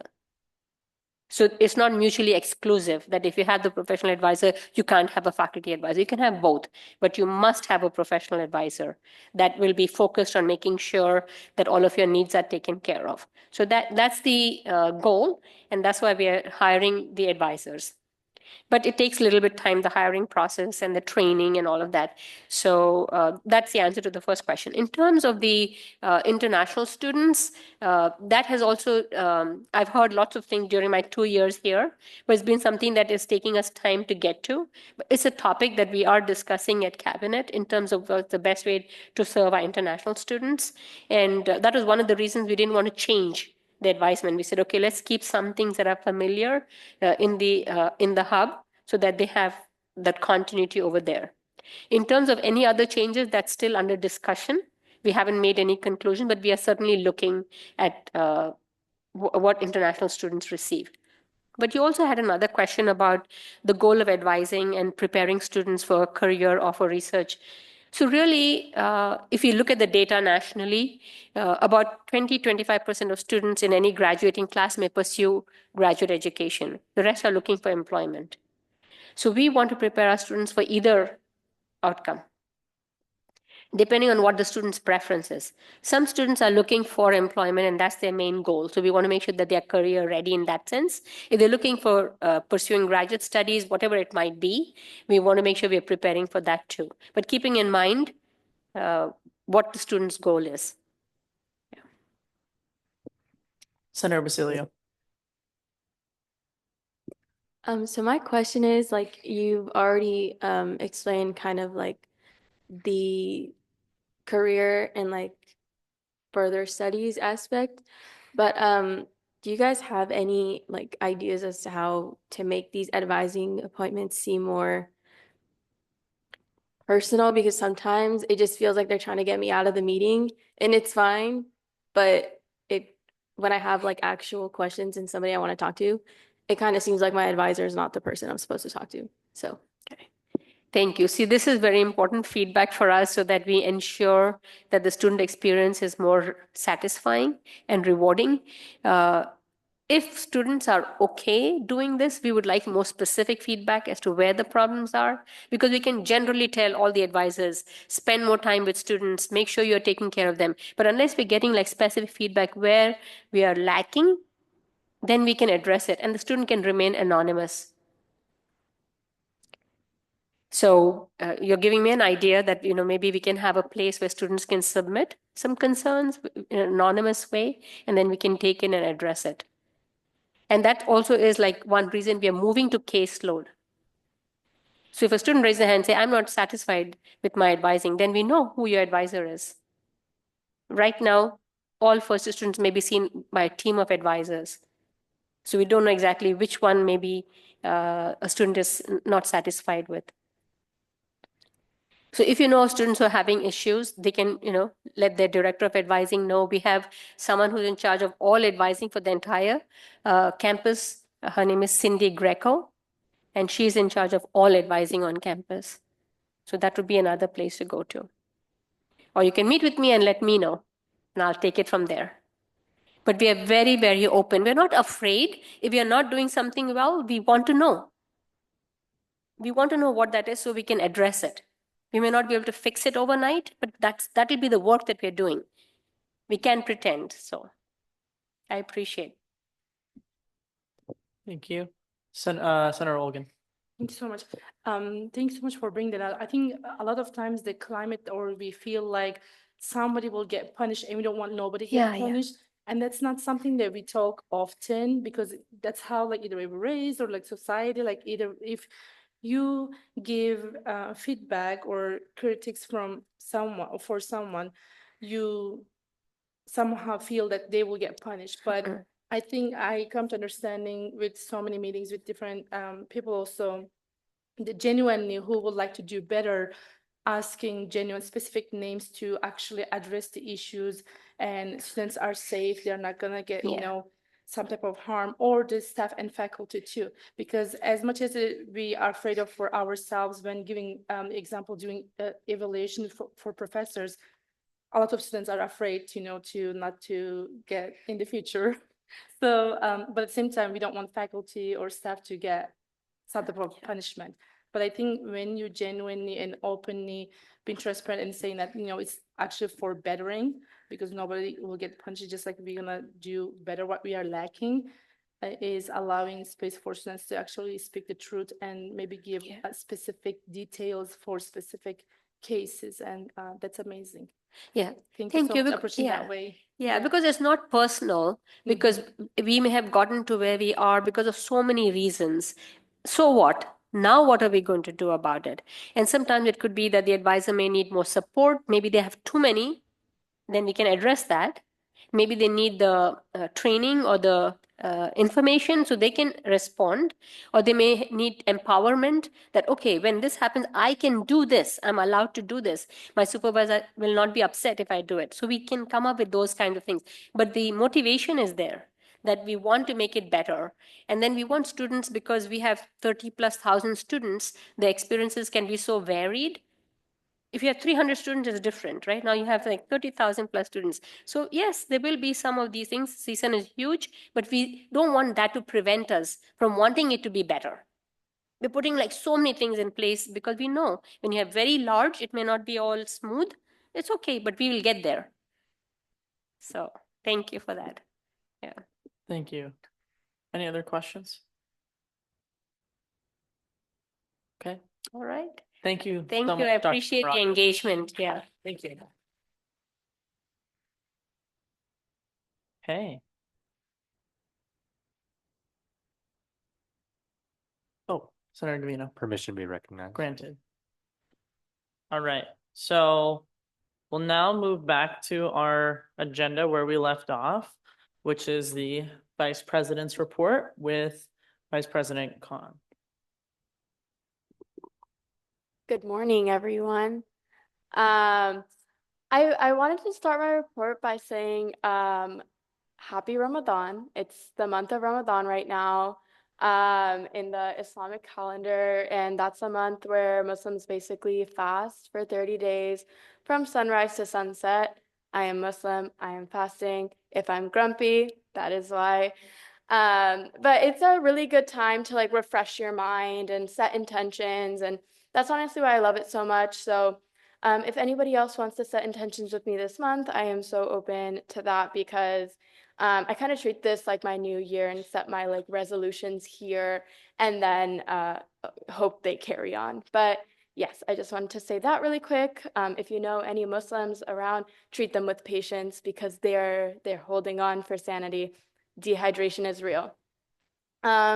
Okay, and then I just want to thank everyone who's been using their voice speaking at Open Forum. I know most people aren't here right now, but this week and last week, it was really, really nice just hearing student voices in this public setting. And it's really crucial that they speak up. And I believe that advocacy starts at the individual level, and hearing feedback is so crucial for us to do our jobs right. So definitely, if you're part of any student organizations, encourage members to come, any clubs, any student even at large, encourage them to come and speak up for themselves because we can't do our job effectively unless we have those voices. Katie did cover everything in my report, except for a couple things. So for chess, we are leaving on Friday, covered that. We had 3 successful lobbying trainings. Thank you to everybody who participated. I hosted a logistics meeting on Friday, and I'm going to host another one today. And if you want to come to the one today, it's going to be at the same time as Lobby Corps. If you just want to kind of know what we're up to, why not? Definitely come. And then Chair Saravia is finalizing some last meetings with legislators. I'm trying my best to help her out with that, but it is a field that I do not know much about. So I'm trying my best. We are really looking forward to going, and Chair Saravia wanted me to say that she is more excited than me because she's worked her way to #1 on the HOVA leaderboard app. So it's really big accomplishments here, guys. I wanted to emphasize that Senate is taking place as usual. So please come because meeting quorum is crucial. Attendance will be counted. Just because we're not physically here doesn't mean we won't be here. We'll be watching from the cameras. And I did want to take this time in my report to read out what legislation we are going to be advocating for. So we're going on behalf of the Cal State Student Association, which Katie and I have mentioned in our report several times. So the co-sponsored legislation we'll be advocating for, and I can send this list out so you don't have to type if you want to reference them later or read through them. AB 791 by Berman is about the cost of attendance. Senate Bill 98, Perez, protecting students, faculty, and staff from immigration enforcement. Senate Bill 271, Reyes, public post-secondary education, students with dependent children, child care services, resources, and programs. Senate Bill 323, Perez, Student Aid Commission, California Dream Act application, And then our supported legislation is Assembly Bill 95 by Fong, Post-Secondary Education Coordinating Commission for Education in California, Senate Bill 416, Perez, Student Financial Aid, Senate Bill 761, Ashby, California Statewide Automated Welfare System, and Assembly Bill 850, Pacheco, I think I said that right, Institutional Debt Transparency Act. So these are our co-sponsored legislation and supported legislation. There's so much more legislation that correlates to what we are advocating for, and I can give that extended list later if you want it. And then obviously the budget. The budget is going to be mentioned every single meeting. We're really going to push for no budget cuts, but so yeah, cross your fingers, pray for us, whatever you need to do. Like, we need to make sure this budget does not get cut. I did also want to mention, someone brought it up last week. They asked me why I abstain from voting sometimes, but not other times. I abstain from voting when I feel like it's a not level playing field. So when it's like a Senate issue, I try not to vote because I don't think it's fair that I'm deemed your supervisor, but also I get to make decisions that affect senators only. So I try to abstain from those votes particularly, but I will vote on other things like line items and appointments and whatnot because that is not Senate related. So I just wanted to say that very clearly because I don't want you to think I'm picking and choosing when I want to use my voice. And if you don't feel like this is fair, bring it up to me.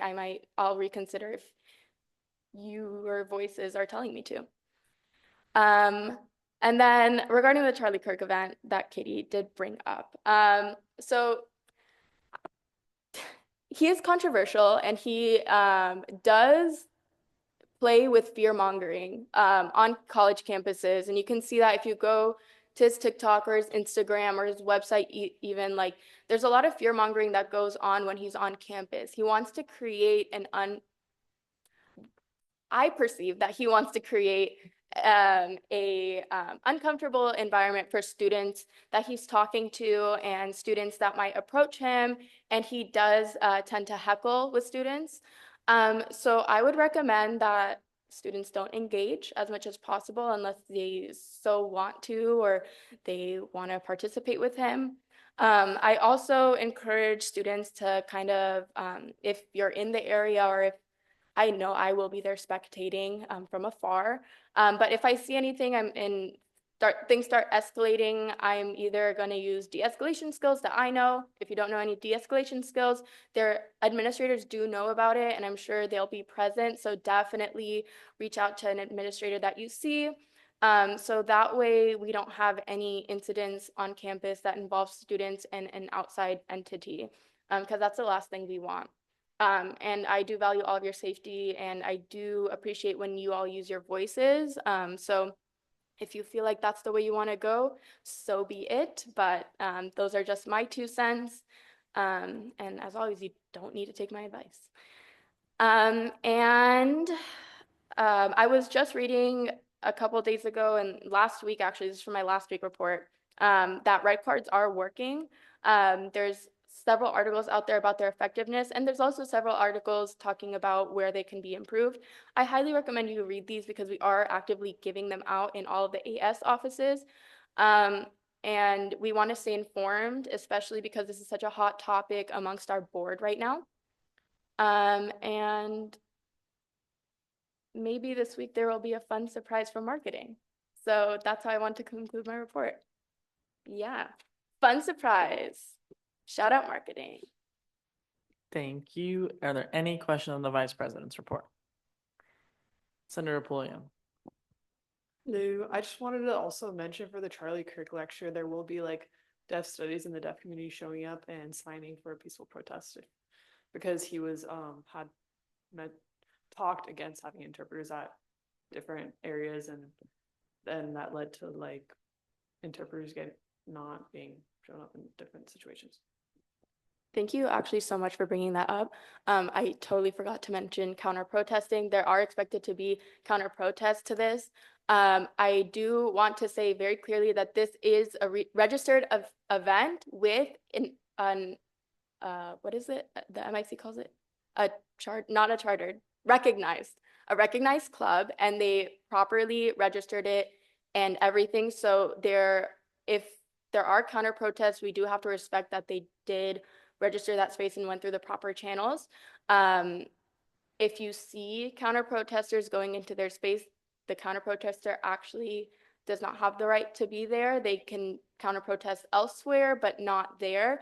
And I do recommend, if you know any organizations or clubs that want to counter protest, that they also take the proper channels to do so, just so everyone can be as safe as possible. And I promise this is a great example of like not showing favoritism to any clubs. If it's properly registered, it will be supported by our campus. So yes, do with that information what you will, and thank you for bringing that up. Thank you. Senator Shirzadi. Just to add on, if anyone is interested about attending, there's you go to the website that you can get a ticket. The ticket for students are free. I just wanted to add that out. Asia? Yeah. So just to be clear, even though they have this website out where they're telling people to get a ticket, it's in a public space. There's no tickets required. Cool. Thank you. Okay. We'll move on to actually, give me one sec.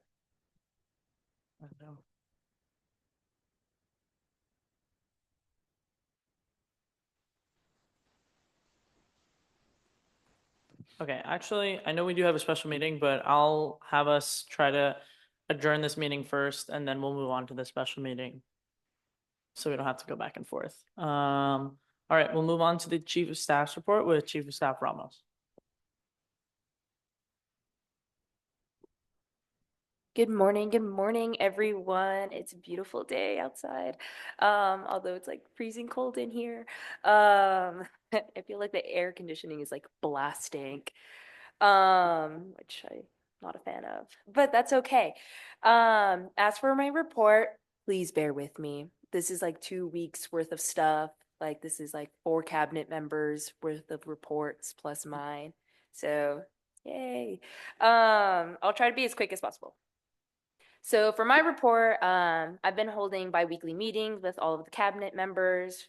For those who are like interested, like who are these cabinet members? It's Chair of Diversity, Equity, and Inclusion, Attorney General, Chair of Legislative Affairs, Assistant Chair of Elections, and then Chair of Elections, and Chair of Personnel and Communications. I meet with them every week.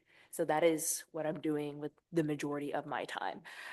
Just letting you know that will be my report for like the next few weeks. As for that, I will also be attending the Career Center Program Review Center today. So that should be fun, very exciting.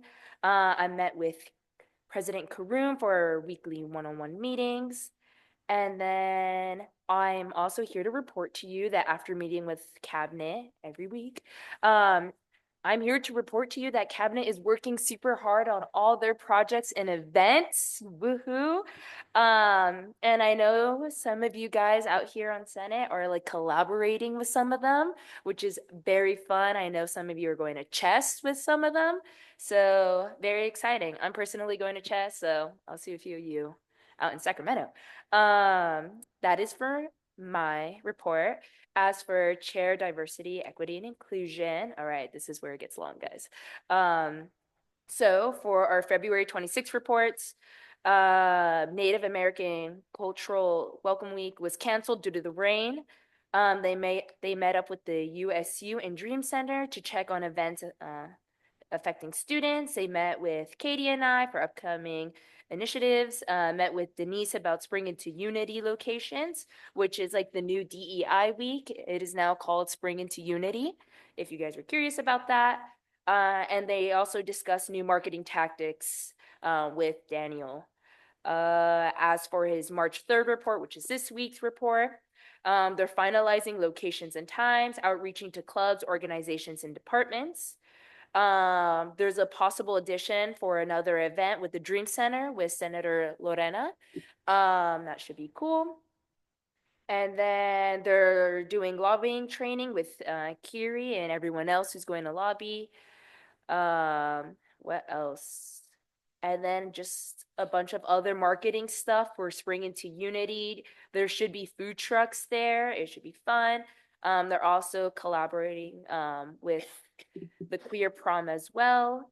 And yeah, that is, oh no, and they're also checking in with Communications the Chair for a new DEI committee for a new onboarding. So that is for DEI, guys, for the past 2 weeks. As for Chair of Legislative Affairs for February 26th report, they hosted a Lobby Corps town hall, which was open to all CSUN students. They held 3 Lobby Corps trainings for the chess delegation. They did legislator outreach and began reaching out to legislators to schedule meetings for Chess Advocacy Day. And then what else?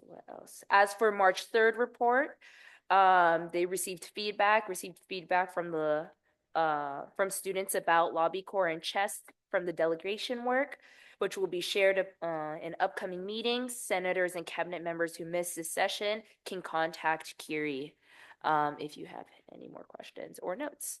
There is a training leadership that Iman and Kiri led, which were like 2 Lobby Corps training sessions. And then more legislator outreach. And she said, oh, she's continuing collaborating with External Affairs Committee on a resolution for supporting undocumented students. Once again, if you have any questions, please reach out to Kiri. Although she is in Sacramento this week, so please send her an email or a text if you want a fast response, most likely a text if you have her number. Next on the list is Chair of Personnel and Communications. We could just get to March 3rd. Okay, so for her reports for March 3rd, there are 6 interview requests, 7 eligibility checks, 3 appointments, and 2 interviews. This week there will be tabling activities and then sent out recognition for January's and February's member of the month. So look out for that member of the month. That should be exciting. What else? Last but not least, Chair of Elections.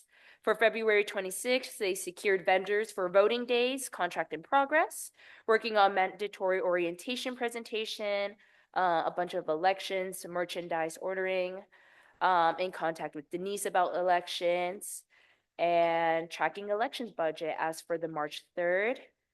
Once again, reviewing candidate applications and emails, monitoring candidate acknowledgement forms. If you do file, please do the acknowledgement forms, or else she has to like go through this whole process and you have to submit it again. It's like this whole thing. So please be sure to do that if you do like apply for something. And then last but not least, filing is still open, as Katie Green said. If you want to file, there's still a chance for you to file. Filing is open until March 7th, this Friday, guys, this Friday. We also have a countdown in the office. Crazy. This Friday at 6 p.m. Please, you would like to file. And that is all. That is all for my report. Thank you for bearing with me. I really appreciate it, and have a wonderful week. Thank you so much. Thank you so much. Are there any questions for the Chief of Staff's report? Senator Toledo Carranza. Point of personal privilege. Granted. Senator Basilio. Yeah, so when will the tabling take place, just so I can tell people to go to our table? Yeah. That is a great question. I will have to ask Chair of Personnel and Communications on that. She did not specify, but I'll let you know later on today. Senator Pulliam? If you give me a moment, I could pull it up since I have that doc. Yes, we'll do that.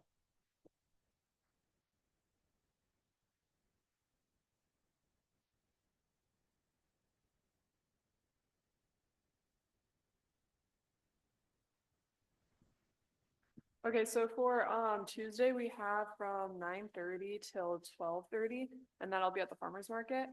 On Wednesday, we have from 8:40 to 11, and that'll be at Cleary Walk near the Matador statue. And then on Thursday, it'll be from 12:30 till 4:30, and that one's actually just a mobile one where Ruby will be driving a cart around, and we're going to be going around campus. Does that answer your question, Senator Basilio? Cool, thank you. Any other questions? All right, seeing none, we'll move on to the Chair of Finance report with Chair Ponce. Hey everyone, good morning. First off, I hope everyone had a good weekend. I'll start off with the account balances. So under STAR, there is currently $116,133. In unassigned contingency, there is $664,622. In the philanthropy fund, there is $15,000. In clubs and orgs travel and clubs and org unassigned, there is a combined balance of $25,000. And in terms of my report, last week, the Finance Committee did not meet quorum, so there is no new items on the Senate agenda that need to get voted on. On February 28th, I did attend an IRA board meeting where we discussed 5 requests, and all of them were approved in full. And in internal affairs in Finance Committee, initially, there had been a lot of discussion on creating a referendum that would change the composition of the finance committee member makeup, but ultimately, with the finance committee and through talking about it in internal affairs, we decided not to make that change, given that we don't have enough information and we don't have enough time to get a feel for how students would feel about that. And we just felt that more could be done outside of just creating a new referendum for that finance committee makeup.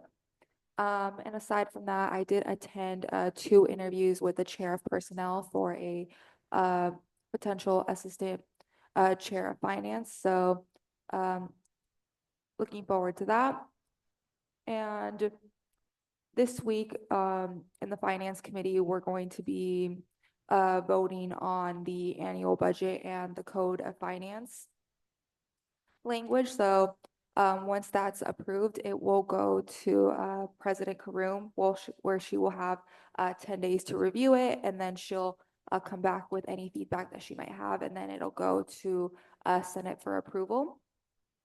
And aside from that, still working with Lionel on notifying clubs and orgs on the hospitality policy. There is the AS Finance page has been updated to reflect the hospitality policy, so now it's just about informing clubs and orgs.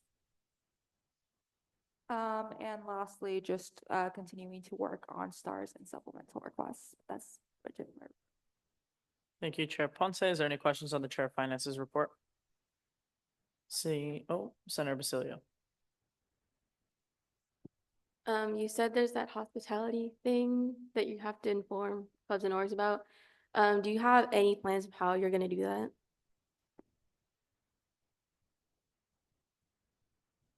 There is an email that has been drafted up and it's going to get sent to the MIC. The MIC is the one that really does the dispersing of that, But sort of. Yeah, go ahead. But clubs and orgs were informed about it a bit during the MIC leadership conference.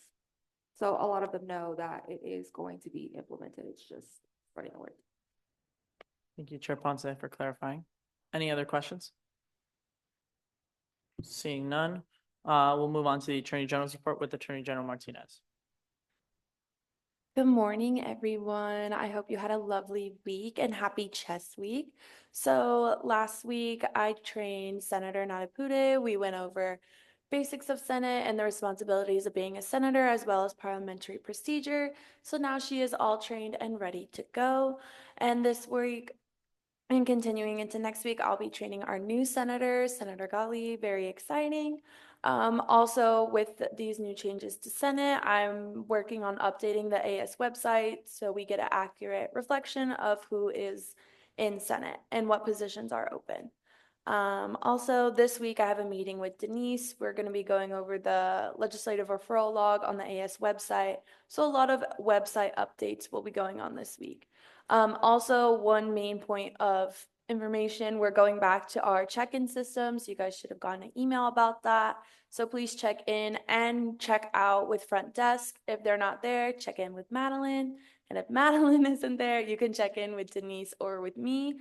But please check in with someone and check out with someone before you leave. If you have any questions on this, reach out to me. I'm sure I can help you with anything. Just a couple more things. If you're meeting with your dean or tabling, shoot me a text so that way I can know, that way I can allocate that towards your office hours, and that way we know where you are. If you're running late to standing committee or you can't go to your standing committee, please reach out to me. Please let me know so that way we are in communication. Also, for standing committees, they're going very, very well. And they are open. So standing committees are Tuesday, Wednesday, Thursday, 4 to 5. If you have a legislative referral in one of those committees, please go so that way we can hear your voice and tell other people to come and invite them to join us, which I know we have been doing. So it's great to get that feedback. Also, last thing, during Senate, just please make sure you close your laptops during special presentations and reports. I hope everyone is doing well and continues to do their best. Thank you so much. Are there any questions on the Attorney General's report? Okay, seeing none, we'll now move on to the standing committee reports. The first one being External Affairs with Senator Gavino. Thank you. Good morning, everyone. I'll keep this very brief so we can get to the more important information regarding our committee later on. But we have 2 referrals. Well, now we have 3 referrals in our committee. We were able to convert the referral regarding undocumented students into a resolution, which is on the special meeting agenda today. I will speak more on that later. There are proposed amendments to that resolution after getting perspective from different campus partners. But in the report, I just wanted to thank everyone in the external committee, as well as Irvin and the team from the Dream Center and Brian from Dreams to be Heard for all their perspective and their hard work regarding this resolution. I think it's a really great resolution, a strong resolution, and it's a starting point to what AS can be doing to support undocumented students in the future and right now. That is all for me. Thank you. Thank you. Are there any questions on the External Affairs report? Seeing none, we'll move into the Internal Affairs report with Senator Covinia. Good morning, everyone. First of all, I'd like to welcome our newest appointed member, Ethan Molina. He's a member at large and we're excited to have him.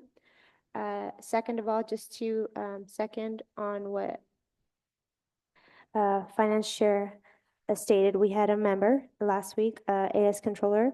We had a great discussion and it also served as clarity to discuss current recruiting efforts that AS leadership is facing as a whole. And we're looking to continue to have those conversations on how we can fill vacant positions. As a result of that, the AS referendum was tabled indefinitely. Currently, we're working on 14 legislative referrals, and we have 1 legislative referral to discuss this week regarding center stipends.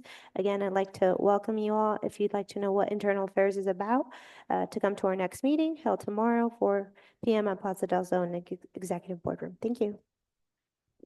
Thank you so much. Are there any questions on the Internal Affairs report? Okay, seeing none, we'll move on to the University Affairs report with Senator Aronson. Hi, everyone. I'll keep it short today. This last week, we welcomed a new member to our committee, Senator Natapudi. We're very happy to have her. And so I'm glad that our committee is expanding. This upcoming week, we have another 6, I believe 6 or 7 legislative referrals that are going to be introduced. And we are prepared for the extra work. Again, I want to thank all of my committee members who are working super hard on the legislative referrals that they have picked up. I really appreciate your work, and I know everybody on campus does as well. Thank you guys so much, and have a good week 7.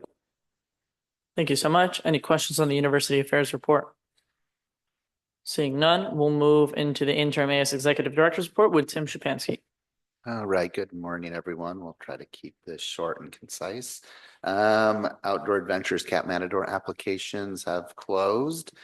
So they'll start the interview process there. The last couple of weeks, they've been up to Yosemite and Joshua Tree. Sport clubs had 7 teams participate this weekend in games. No scores, but they did. If you are still looking for children's books, the Children's Center book drive will be ending soon. So then we can start the construction or the repair and on the new conference room that they'll be having in there. Ticket office new supervisor started today. Big comedy tickets are still on sale, as well as big show tickets. And if you have any professors that are still trying to complete their IRA annual budget application, those close today at 5 o'clock. So if you know someone, kind of give them a nudge. And then I just wanted to tell you all and share my appreciation for John Dobler. He's been working quite diligently on the youth protection program, as well as all of our immigration training. So I just wanted to give him a quick little shout out. And that will be all. Thank you so much, Tim. Is there any questions on the interim AS Executive Director's report? Seeing none, we'll move past the University Advisors report into the Faculty Advisors report with Dr. Veda Ward. Good morning. I hope you all had a great weekend. As we end the award season, as they describe it, I just want to reiterate the importance of connecting what we do on campus, the majors that we have, and looking at things like the Oscars and other types of awards that really bring together what we do here in terms of career preparation and the vast number of individuals who enter into our academies. And this is not just the people who are obviously winning the awards, but all of the behind the scenes people who work, publish, write, and do all of those incredibly important technical things. So whether or not we're looking at CATV, or we're looking at engineering, computer science, or the arts, what we do here in terms of academic preparation is so important to that critical mass of people who drive our hospitality and arts industries. So very, very important times for us. As we move through the semester, we're looking again at refreshing what we do in terms of teaching and learning. So looking at your course outlines, your upcoming assignments, and how those things are actually leading to lifelong learning approaches that you will have. Finally, it's Women's History Month. And so we want to think about the connection of all of those resources that we have on campus, including not only gender and women's studies, but also the Women's Research and Resource Center. Again, make sure that you reach out to these specific, very special entities. Look for those opportunities to highlight women's contributions to your academic disciplines, as well as current leaders in your departments, colleges, and across the university. So again, make these things real things for you and connect that academic classroom component to your co-curricular responsibilities and, of course, all of your wonderful leadership. So I look forward to you having a great week. Sorry, my report was 2 weeks long, but it won't be long in the future. Thanks. Thank you, Dr. Ward. Are there any questions on the faculty advisor report, Senator Soto Carranza? Permission to be recognized. Granted. Seeing none, we'll move, we are done with reports. We'll move past information items, discussion items into legislative referrals. I think we just have one submitted by Vice President Khan, titled Update/Review the Chair of Communications and Personnel Code. The request states, this is loud, remove the following, under line item 13, work with Chair of Diversity and Inclusion to host a training/workshop for AS leadership on how to run a meeting and how to communicate with their constituents, including but not limited to inclusive language, email etiquette, body language, media training, and attire. Also to remove item 20, to attend club and organization meetings, events, and committees at the designation of the AS president. The chair shall report back to the AS Cabinet and Senate of any conversations had between CSUN clubs and organizations and the MIC while deemed necessary. This sounds like it would be much better in the Chief of Justice's code. And then to remove line 18, develop AS presentations for University 100 courses, coordinating with senators and cabinet members' schedules to give presentations, providing regular feedback through posters and weekly announcements to AS leadership on 100-day initiative goals and progress. Does this happen? And when? If this is not a thing anymore, please remove it. Add to the following, line 15, help create official AS leadership press releases to the student body. Lead the creation of official AS leadership press releases to the student body. 19, to increase campus awareness of all associated students endorsed activities via social media, posters/flyers and tabling. Table once within the first 2 months, an entire academic week, every semester with their committee, except on the months where finals take place. Line 14, collect and review feedback from anonymous Dropbox/comment box and respond as needed. This Dropbox/comment box should be available and advertised monthly on the CSUN AS Instagram page, weekly on the CSUN AS Leadership Instagram page. This Dropbox/comment box should be easily accessible to the CSUN AS Leadership website. These suggestions, whenever there are, and contingent on the appropriateness of content should be read aloud by the chair, communications and personnel, or chief of staff at every Senate meeting if the chair of communications and personnel is unable to attend Senate. Suggested to internal affairs, it will go to internal affairs. That is the only referral. I'm gonna move past announcements for this one, and we'll do announcements on the special meeting agenda. I'll now hand it over to Attorney General Martinez for final roll call of this agenda, then we'll go ahead and start the special meeting agenda. Vice President Khan. Here. Senator Aronson. Here. Senator Basilio. Here. Senator Gayali. Here. Senator Gavino. Here. Senator Heminiano Aragon. Here. Senator Harris. Here. Senator Covenia. Here. Senator Miyoshi. Here. Senator Nadabudi. Here. Senator Nunez. Senator Olgan. Here.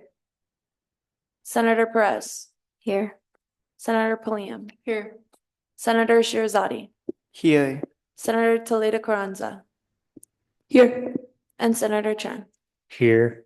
Thank you. Thank you so much.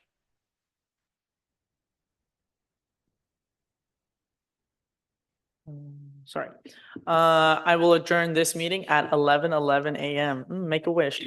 And then I'll call to order the special meeting agenda for today at 11:11 a.m. I'll hand it back over to Attorney General Martinez for the roll call. It's okay.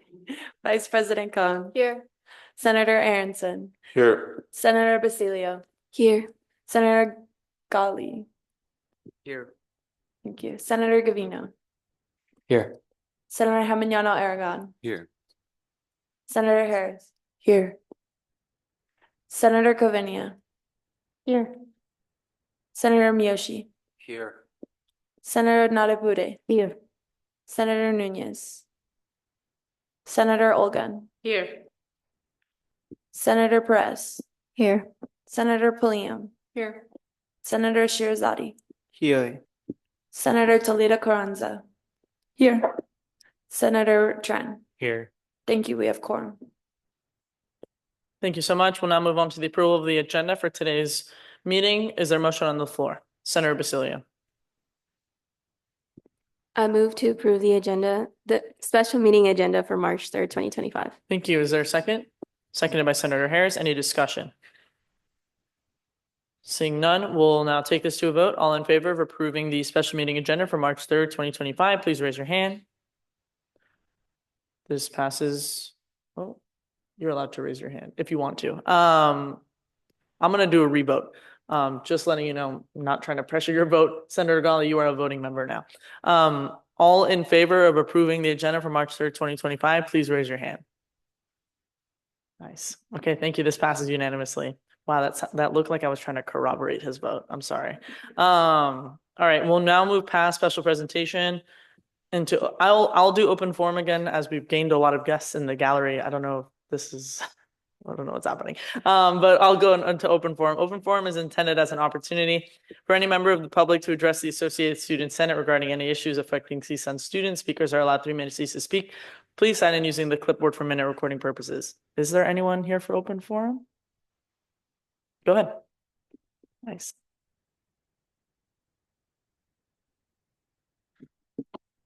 Yes. Hello, my name is Irvin Rendon. I'm the Dream Center manager. I wanted to suggest some amendments to the resolution for undocumented students. So a lot of the language used in the resolution centers undocumented individuals through a Latinx lens. And this doesn't encompass the whole community. The community is really diverse. The community has different intersecting identities. There's a lot of people with different races and ethnicities. So I think centering the resolution around a Latinx lens erases our other students who are part of the community who might not feel seen already. So I think by, again, focusing on Latinx folks, many of our students who go to the Dream Center who are not Latinx might not feel welcome. Students in other spaces who might not be comfortable with their status and share that they're undocumented because of their race, because it doesn't fit the Latinx lens. So I really want to suggest this. And then also, the resolution talks about looking into a Latino resource center. I think, again, it emphasizes that the issue is only for Latinx folks. So I really want to suggest that not be included because at the end of the day, resources and support for undocumented students falls under the Dream Center, and we're pushing for inclusivity. Thank you. Thank you so much, Irvin. Are there any other anyone here for open forum? Okay, seeing none. We'll now move past reports into new business. The first item is an external affairs motion out of committee. So no motion is required. We'll go straight into discussion for this line item. Senator Davino. Hello, everyone. I'll give a brief overview of the resolution. I hope you all read it, but I just want to kind of articulate what it says to members of the gallery. I won't go over every point, but the resolution is a strong statement of support from AS for our undocumented student population. It furthers our communication and information about resources regarding legal support services and other services for undocumented students. It compels us to provide financial support for the Dream Center and lobby for their eventual incorporation into the university budget. Sorry. It calls on university administration to declare CSUN a sanctuary campus. As you've heard from many information sessions, CSUN does a lot of policies that would be considered sanctuary policies that are protecting our undocumented students. This is just a call for them to kind of expand those and also communicate it to the students on campus so that they can feel safe, or at least safer than they're feeling right now. It also advocates for the use of the emergency alert system to be used if ICE agents are present on campus. And it provides it compels us to provide new financial opportunities to support undocumented students. That is not comprehensive. There are a lot of other clauses within and resolves within the resolution. If you have any questions, feel free to ask. We will be making some amendments in accordance with the Dream Center's perspective, as you just heard. So yeah, we can begin that. Thank you. Any other discussion? Vice President Khan. I have a few questions, but I'm gonna hold off on most of them because I have a feeling they're gonna be addressed in the amendments. But 9 resolved, it says AS will pledge financial support to the Dream Center in the AS budget with the goal of their eventual incorporation within the university budget. Whose eventual incorporation within the university budget? Would that be the Dream Center, the USU, or AS? And then also, is it specified how AS will pledge financial support? Because the USU and AS both function off of student fees. So would that just be an additional student fee that we want to? Yeah. Senator Gavino. Yeah, so to answer the first question, their eventual incorporation is the Dream Center. And the goal within the wording of that resolved was to keep it broad as to allow us to provide support to the Dream Center through our budget, with our current budget, and amending the budget that will be sent to us for the next upcoming year. There's a reason there's not an amount there. It's because we haven't had a conversation with the Dream Center about what that amount would be or what would be substantial. And I also have not had a conversation with the Chair of Finance about that amount. So that will be discussed, but it would not be an additional student fee. It would just be incorporation in our budget with the funds that we currently have. Thank you. Senator Olgan. Point of person, please. Granted. Senator Nadapudi. So since you're considering about the undocumented students, because there are the point has mentioned that there are exclusive orders from the current presidentship. So is there any paired up, you're having with IESC that you are giving it to the international students, just out of to know that they should not have any fear regarding this, even if you're documented or something? Senator Heminiana Aragon. Yeah, regarding international students, if you want, I can talk with you a little bit afterwards, just because I also submitted a legislative referral for undocumented student, but with the information that we have so far, international students and undocumented students are like completely different things. We have some plans for international students, but those ones are like a different referral. Thank you. Any other discussion? Senator Gavino? Point of information, if I'm stating an amendment to the resolution, do I need to read the whole name or can I say the resolution?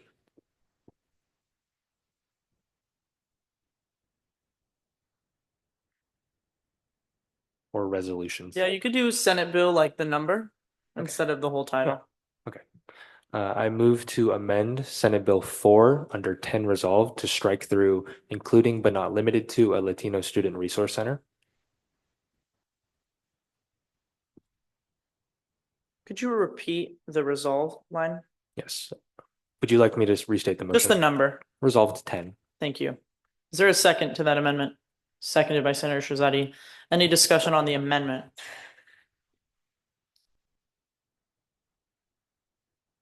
Vice President Khan. I think the first part before the first comma is actually like a great sentiment of AS will pledge support to the creation of ethnic-based resource centers, which we have, and I think we continuously will. So I see why the second part might want to be amended because it does pick out one ethnic demographic, but if the board thinks it's appropriate, I think we can keep in the pledge. Senator Gavino. I only move to strike through the second part. Yeah. Any other discussion on the amendment? Seeing none, we'll take this to a vote, the amendment to a vote. All in favor of striking through the second part of 10 resolved on SB 4, which states including but not limited to a Latino Student Resource Center, please raise your hand. This amendment passes unanimously. We'll now move back to the motion as amended now. Is there any other discussion? Senator Gavino. I move to amend Senate Bill 4 under 8 whereas to strike through including those of Latino descent. Thank you. Is there a second? Seconded by Senator Harris. Is there any discussion? Senator Toledo Carranza. Can you repeat again which whereas was? It's whereas 8, and then the strike through is including those of Latino descent. Any other discussion? Seeing none, we'll take this to a vote. All in favor of amending SB 4 to strike through including those of Latino descent on 8 whereas, please raise your hand. This passes unanimously. Thank you. Any other discussion? Senator Gavino. I move to amend Senate Bill 4 to strike through under 7 whereas the entire whereas CSUN is nationally recognized as a Hispanic serving institution for which approximately 50% of the student population is Latino, and within this group, 86% identifies as first generation and. Thank you. Is there a second? Seconded by Senator Basilio. Any discussion on the amendment? Seeing none, we'll take this to a vote. All in favor of amending SB 4 to strike through the entirety of 7 whereas, please raise your hand. This passes unanimously. Thank you. Is there any other discussion? Senator Gavino. I move to amend Senate Bill 4 under 24 whereas to strike through not only be acknowledged for their contributions to the United States workforce, but because as members of the CSUN community, they are ensured worth and personal dignity as referenced in the CSUN mission statement, and instead add be acknowledged and respected for their worth and personal dignity as human beings as referenced in the CSUN mission statement. Could you repeat what you would like to replace it with? Yes. So after and staff should, I'm moving to add be acknowledged and respected for their worth and personal dignity as human beings, comma, as referenced in the CSUN mission statement. Wow, I have never typed faster than that. Great. Is there a second? Seconded by Senator Harris. Any discussion on this amendment? Okay, seeing none, we'll take this to a vote. All in favor of approving the amendment to SB 4 on 24, whereas to strike through not only be acknowledged for their contributions to the United States workforce, but because as members of the CSUN community, they are ensured worth and personal dignity as referenced in the CSUN mission statement, and replace it with be acknowledged and respected for their worth and personal dignity as human beings as referenced in the CSUN mission statement. Please raise your hand. This passes unanimously. Is there any other discussion?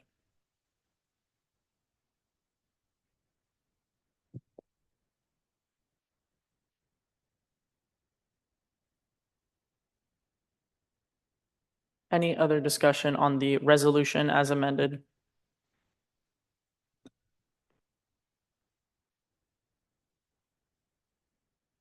Okay. Seeing none, we'll take this to a vote then.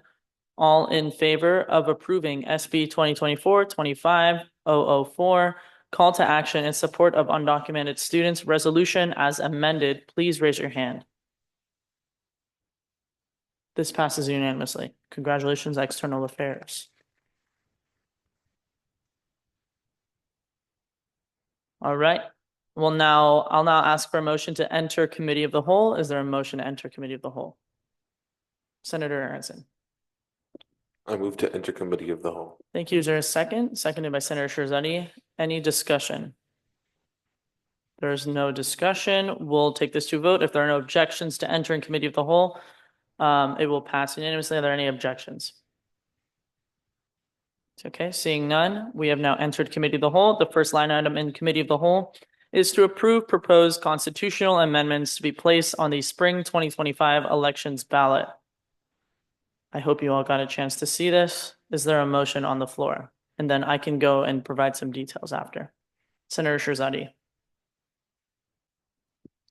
I move to approve proposed constitutional amendments to be placed on the spring 2025 elections ballot. Thank you. Is there a second? Seconded by Senator Aronson. Any discussion? I will go ahead and start us off. So I mentioned in my report, we had a committee put together around the middle of fall last year to kind of really look into our mission and value statements in AS. They haven't changed for, I think the approximation is over 20 years. So it was kind of time to modernize our missions and values to be showcased to the university. So that's kind of what I was aiming on having us do, because the organization has changed substantially over 2 decades at least. So yeah, this was done with a lot of research, a lot of input. We gained a lot of input from a survey that was sent out to the organization, as well as through Reboot Camp and by other means as well. So I hope you guys all got a chance to see it.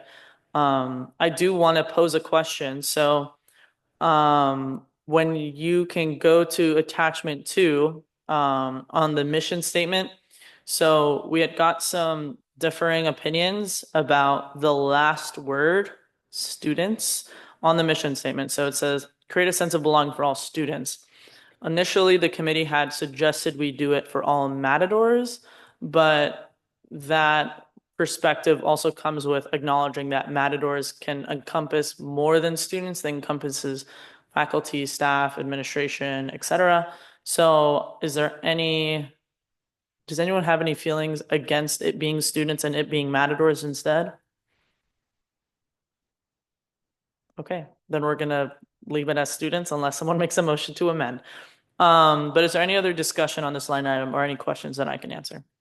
Senator Geminiano Aragon. Point of personal privilege. Granted. Senator Aronson. Point of personal privilege. Granted. Senator Perez.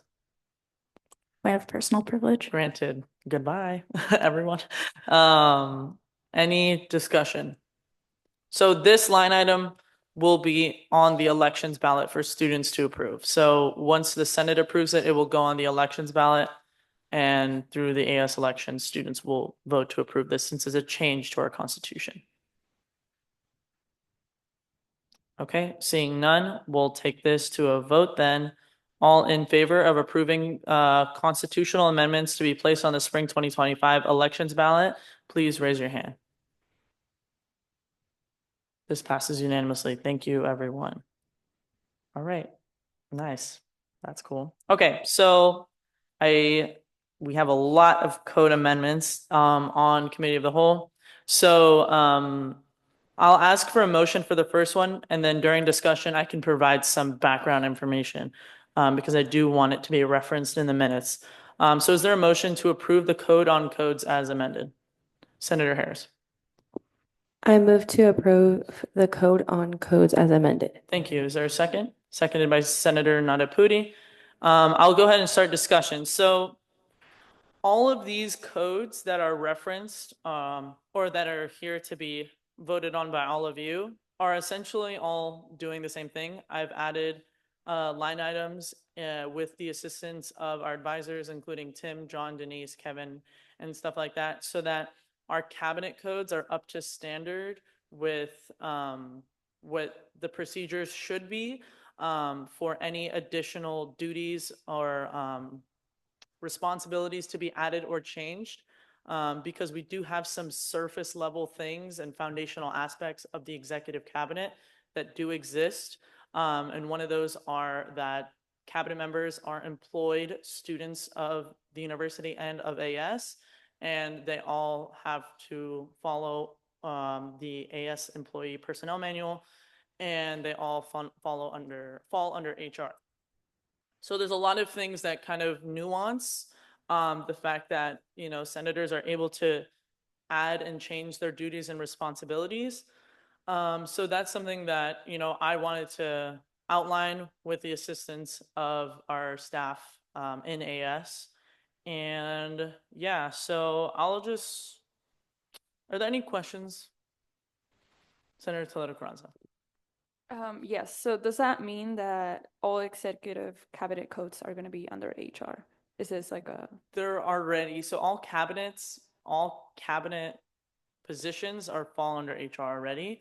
The codes themselves, they technically would fall. So if you read the process, the first thing is that the Internal Affairs Committee would be doing an annual review of all the codes to see how each position has worked efficiently throughout the year, because I think there's a natural perception of the positions and what their abilities are that don't happen at the end. They kind of just happen in the middle of the year, which is very fair. But I think it would be way more efficient if the year ended and then the cabinet code can be reevaluated. It's also unfair that a cabinet member is hired with the code being a way that it is, and then throughout their year, their duties and responsibilities can just change because they're employed. It's very different than Senate. Senate is essentially a volunteered position. You know what I'm saying? They're not employed through the university. You guys are here because you want to be here. You know what I'm saying? So obviously we have regulations, but that's through our codes. That's not anything through the personnel manual or through HR. But great question. Any other questions? Senator Basile. So all of these changes that you're saying that have to be made at the end of the year can only be done because it says it has to be done with consultation with the AS president. So to me, it feels like it's taking agency away from Senate positions, because you're right, we do want to be here, but it also, when I'm hearing that, it also makes me feel like cabinet doesn't want to be here. So they're employees. So what do you mean by cabinet doesn't want to be here? You said we want to be here as senators. Correct. And whenever we are trying to look at what their codes look like and asking questions about what their codes are like, you're making it seem like they don't want to be here. That is not the case at all. They willingly chose to be employed by the organization. So it's a different, when I say that, I take that lightly. I'm just kind of stating that cabinet is employed, so they have to go through HR and multiple processes, and their duties are very clearly outlined to them, as Senate is a general kind of service that you're providing to the university and the student body. and then your work is nuanced and can change based off of the student bodies' change in the climate of the campus. You know what I'm saying? So, yeah. By no means is this an attempt to take any power away from the Senate. It's essentially to just set a new foundation of the fact that cabinet and Senate are very separate entities of one another, and they've always been, and it's clear, but I can understand that the lines can be blurred because we share an office and because there are friendships and et cetera. That is not to say that collaboration is not, an option. It 100% is an option, and that's something that I want to encourage. But the cabinet is appointed to their roles to perform a specific duty and responsibility to the organization and to the campus, and the Senate is appointed by other senators as well as elected by the student body to perform a different role as well. And the reason why they are added to our organization in very separate ways is because of the contents of their work. Any other questions or discussion? Senator Basilian. Well, since I think if it is gonna be at the end of spring 2025 that we can make any changes to these codes, why not just hide the codes altogether?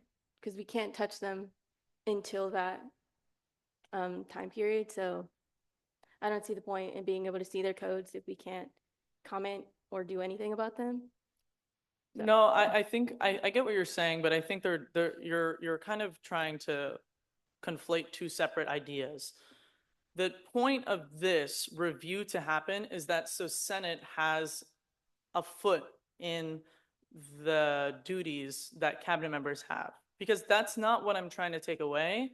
I'm trying to set a new foundation for what has already should have been a practice that the organization has been following because of labor laws and a bunch of other things that are stated in clear verbiage. And then there's also a line item that clearly states amendments that are like anything that is in dire need for immediate changes can be consulted with the AS president, student leadership manager, and AS HR manager by the internal affairs committee. That can happen throughout the year if there's a dire need for immediate change. So it's not a forbidden until the end of the spring semester. If a case is made very clear that a code needs to be changed, that conversation has the opportunity of arising and happening. Tim? Excuse me. So part of this is a historical loss in some space. Is cabinet members used to be stipend a long time ago, and then they were converted over to employees with associated students, and a lot of this wasn't changed in the past. What we have to be careful is when we hire someone on and their job duties are A, B, and C, and that's what they're supposed to do, and then we start changing it throughout the year, we can put the organization at risk when we just start changing people's jobs. So if we think about all of you who may have had jobs or have jobs, if your boss comes in and just starts changing them, you're probably going to be mad, and you're probably going to go to the Fair Labor Board and probably have a conversation with them. So we have to also think about that from our side, from the business side in the space. And I think what Katie's trying to present is that the board still has the option to change things.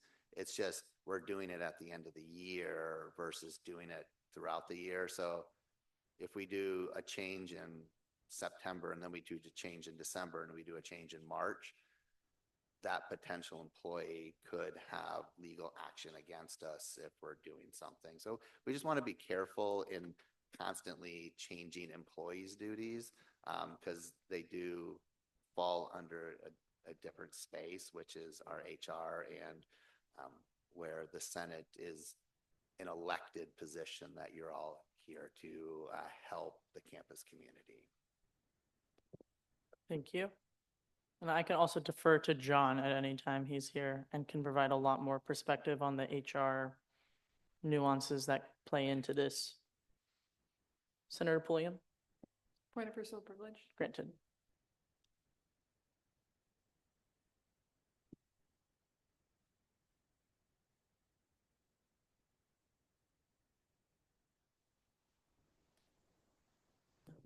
All right. Any other discussion? Okay, seeing none, we'll take this to a vote. All in favor of approving the code on codes wait, hold up, give me 1 second. Is everyone here recognized? I think some people had to step out. You recognized? Senator Aronson? Permission to be recognized. Granted. Believe that's it. All right, we'll take this to a vote. All in favor of approving the code on codes as amended, please raise your hand.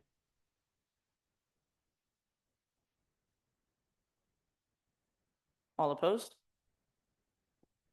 All abstain. This code passes. Thank you. All right, we'll now move on to the next line item. To approve the Internal Affairs Committee code as amended. Is there a motion on the floor? Senator Toledo Carranza. I move to approve the Internal Affairs Committee code as amended. Thank you. Is there a second? Seconded by Senator Shahzadi. Any discussion? I will kick off discussion by kind of stating that every code from here on out, except for 2 of them, it's just a repeat of the information that you have all just approved on the code on codes. You can quote me if you want to read the documents. And then the internal affairs, it's just a repetition. It's just certain verbiage has changed to work for every code.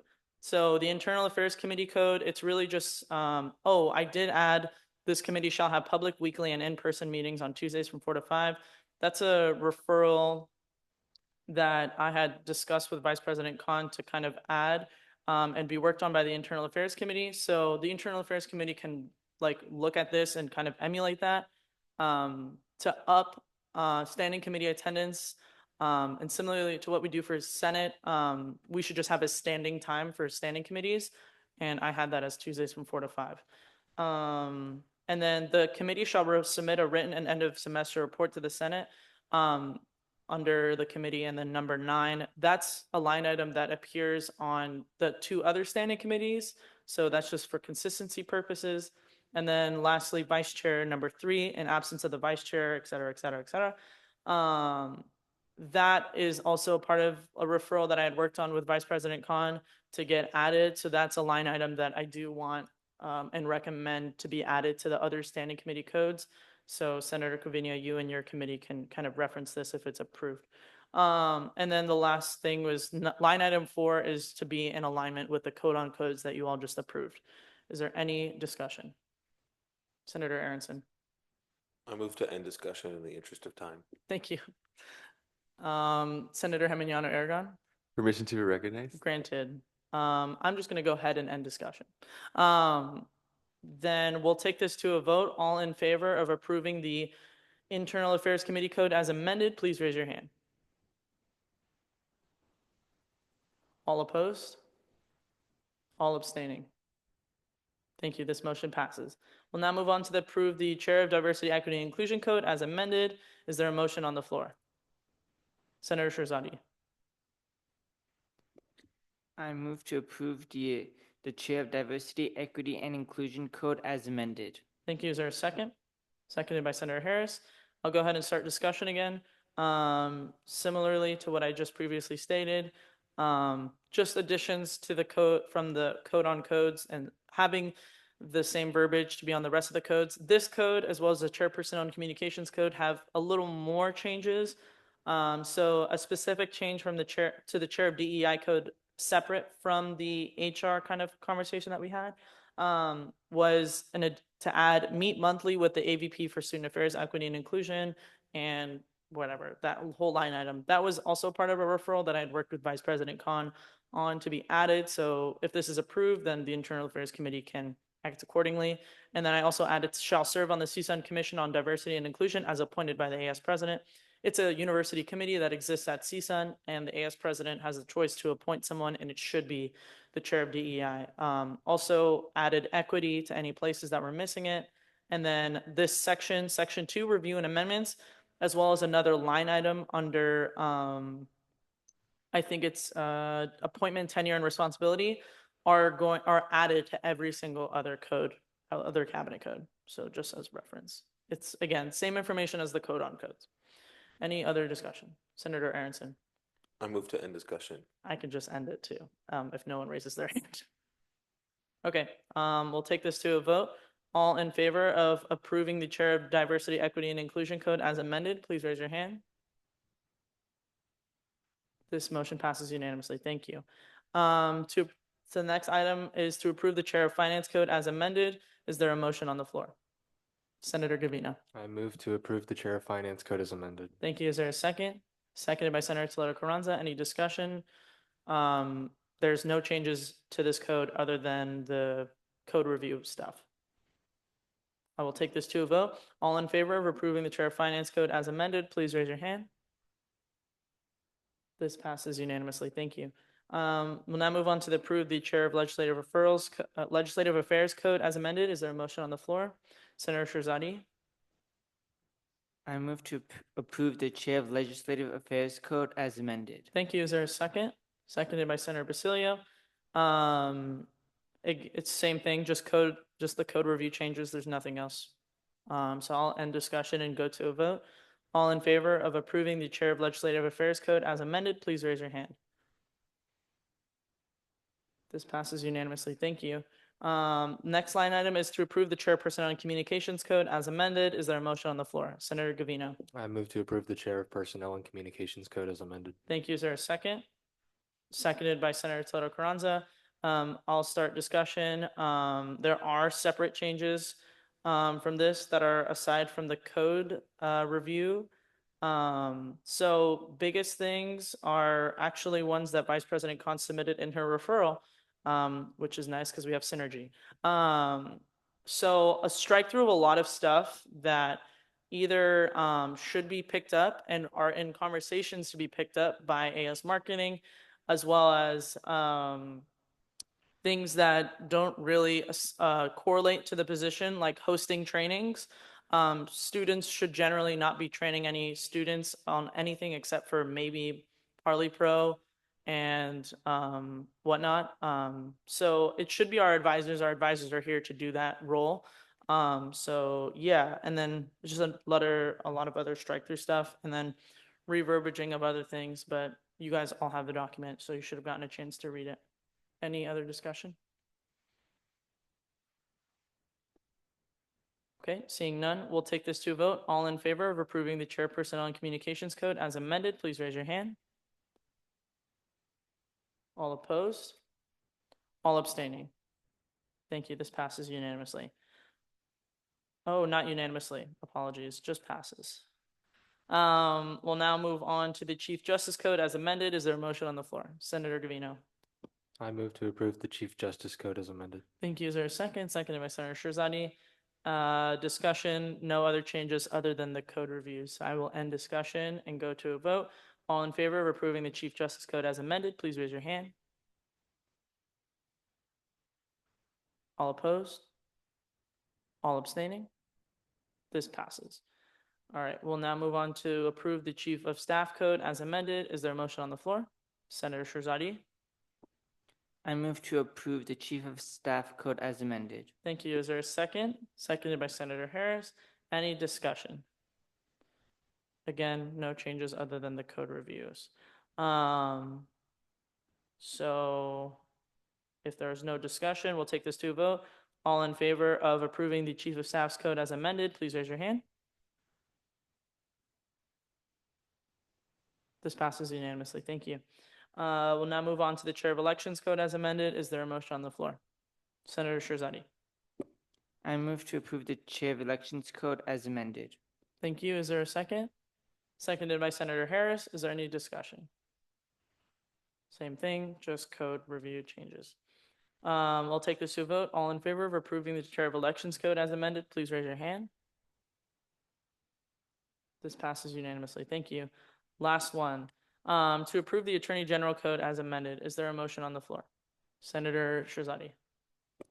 I move to approve the Attorney General Code as amended. Thank you. Is there a second? Seconded by Senator Harris. Any discussion? Seeing none, we'll take this to a vote. All in favor of approving the Attorney General Code as amended, please raise your hand. This passes unanimously. Oh, that does not pass unanimously. Are there any objections? And any abstentions? I'll call for a revote. Senator Miyoshi, please be attentive to our votes. We just have two more. So all in favor of approving the Attorney General Code as amended, please raise your hand. This passes unanimously. Thank you. I'll now ask for a motion to exit Committee of the Whole. Is there a motion to exit Committee of the Whole? Senator Harris. I move to exit Committee of the Whole. Thank you. Is there a second? Seconded by Senator Shahzadi. If there are no objections to exiting Committee of the Whole, we will go ahead and approve it unanimously. Are there any objections? Seeing none, we have now exited Committee of the Whole. And the last thing is to approve the recommendations of the Committee of the Whole. Is there a motion? Senator Toledo Carranza. I move to approve the recommendations of the Committee of the Whole. Point of order. Yeah. We don't need a motion to approve the recommendations of the committee of the whole, I believe. Yeah, we do. No? Oh, okay. We'll take it to a vote then. All in favor of approving the recommendations of the Committee of the Whole, please raise your hand. This passes unanimously. I know there's no announcements line item, but are there any announcements? Pressing? Okay. Seeing none, then we'll take this to a final roll call with Attorney General Martinez. All right. Vice President Khan. Here.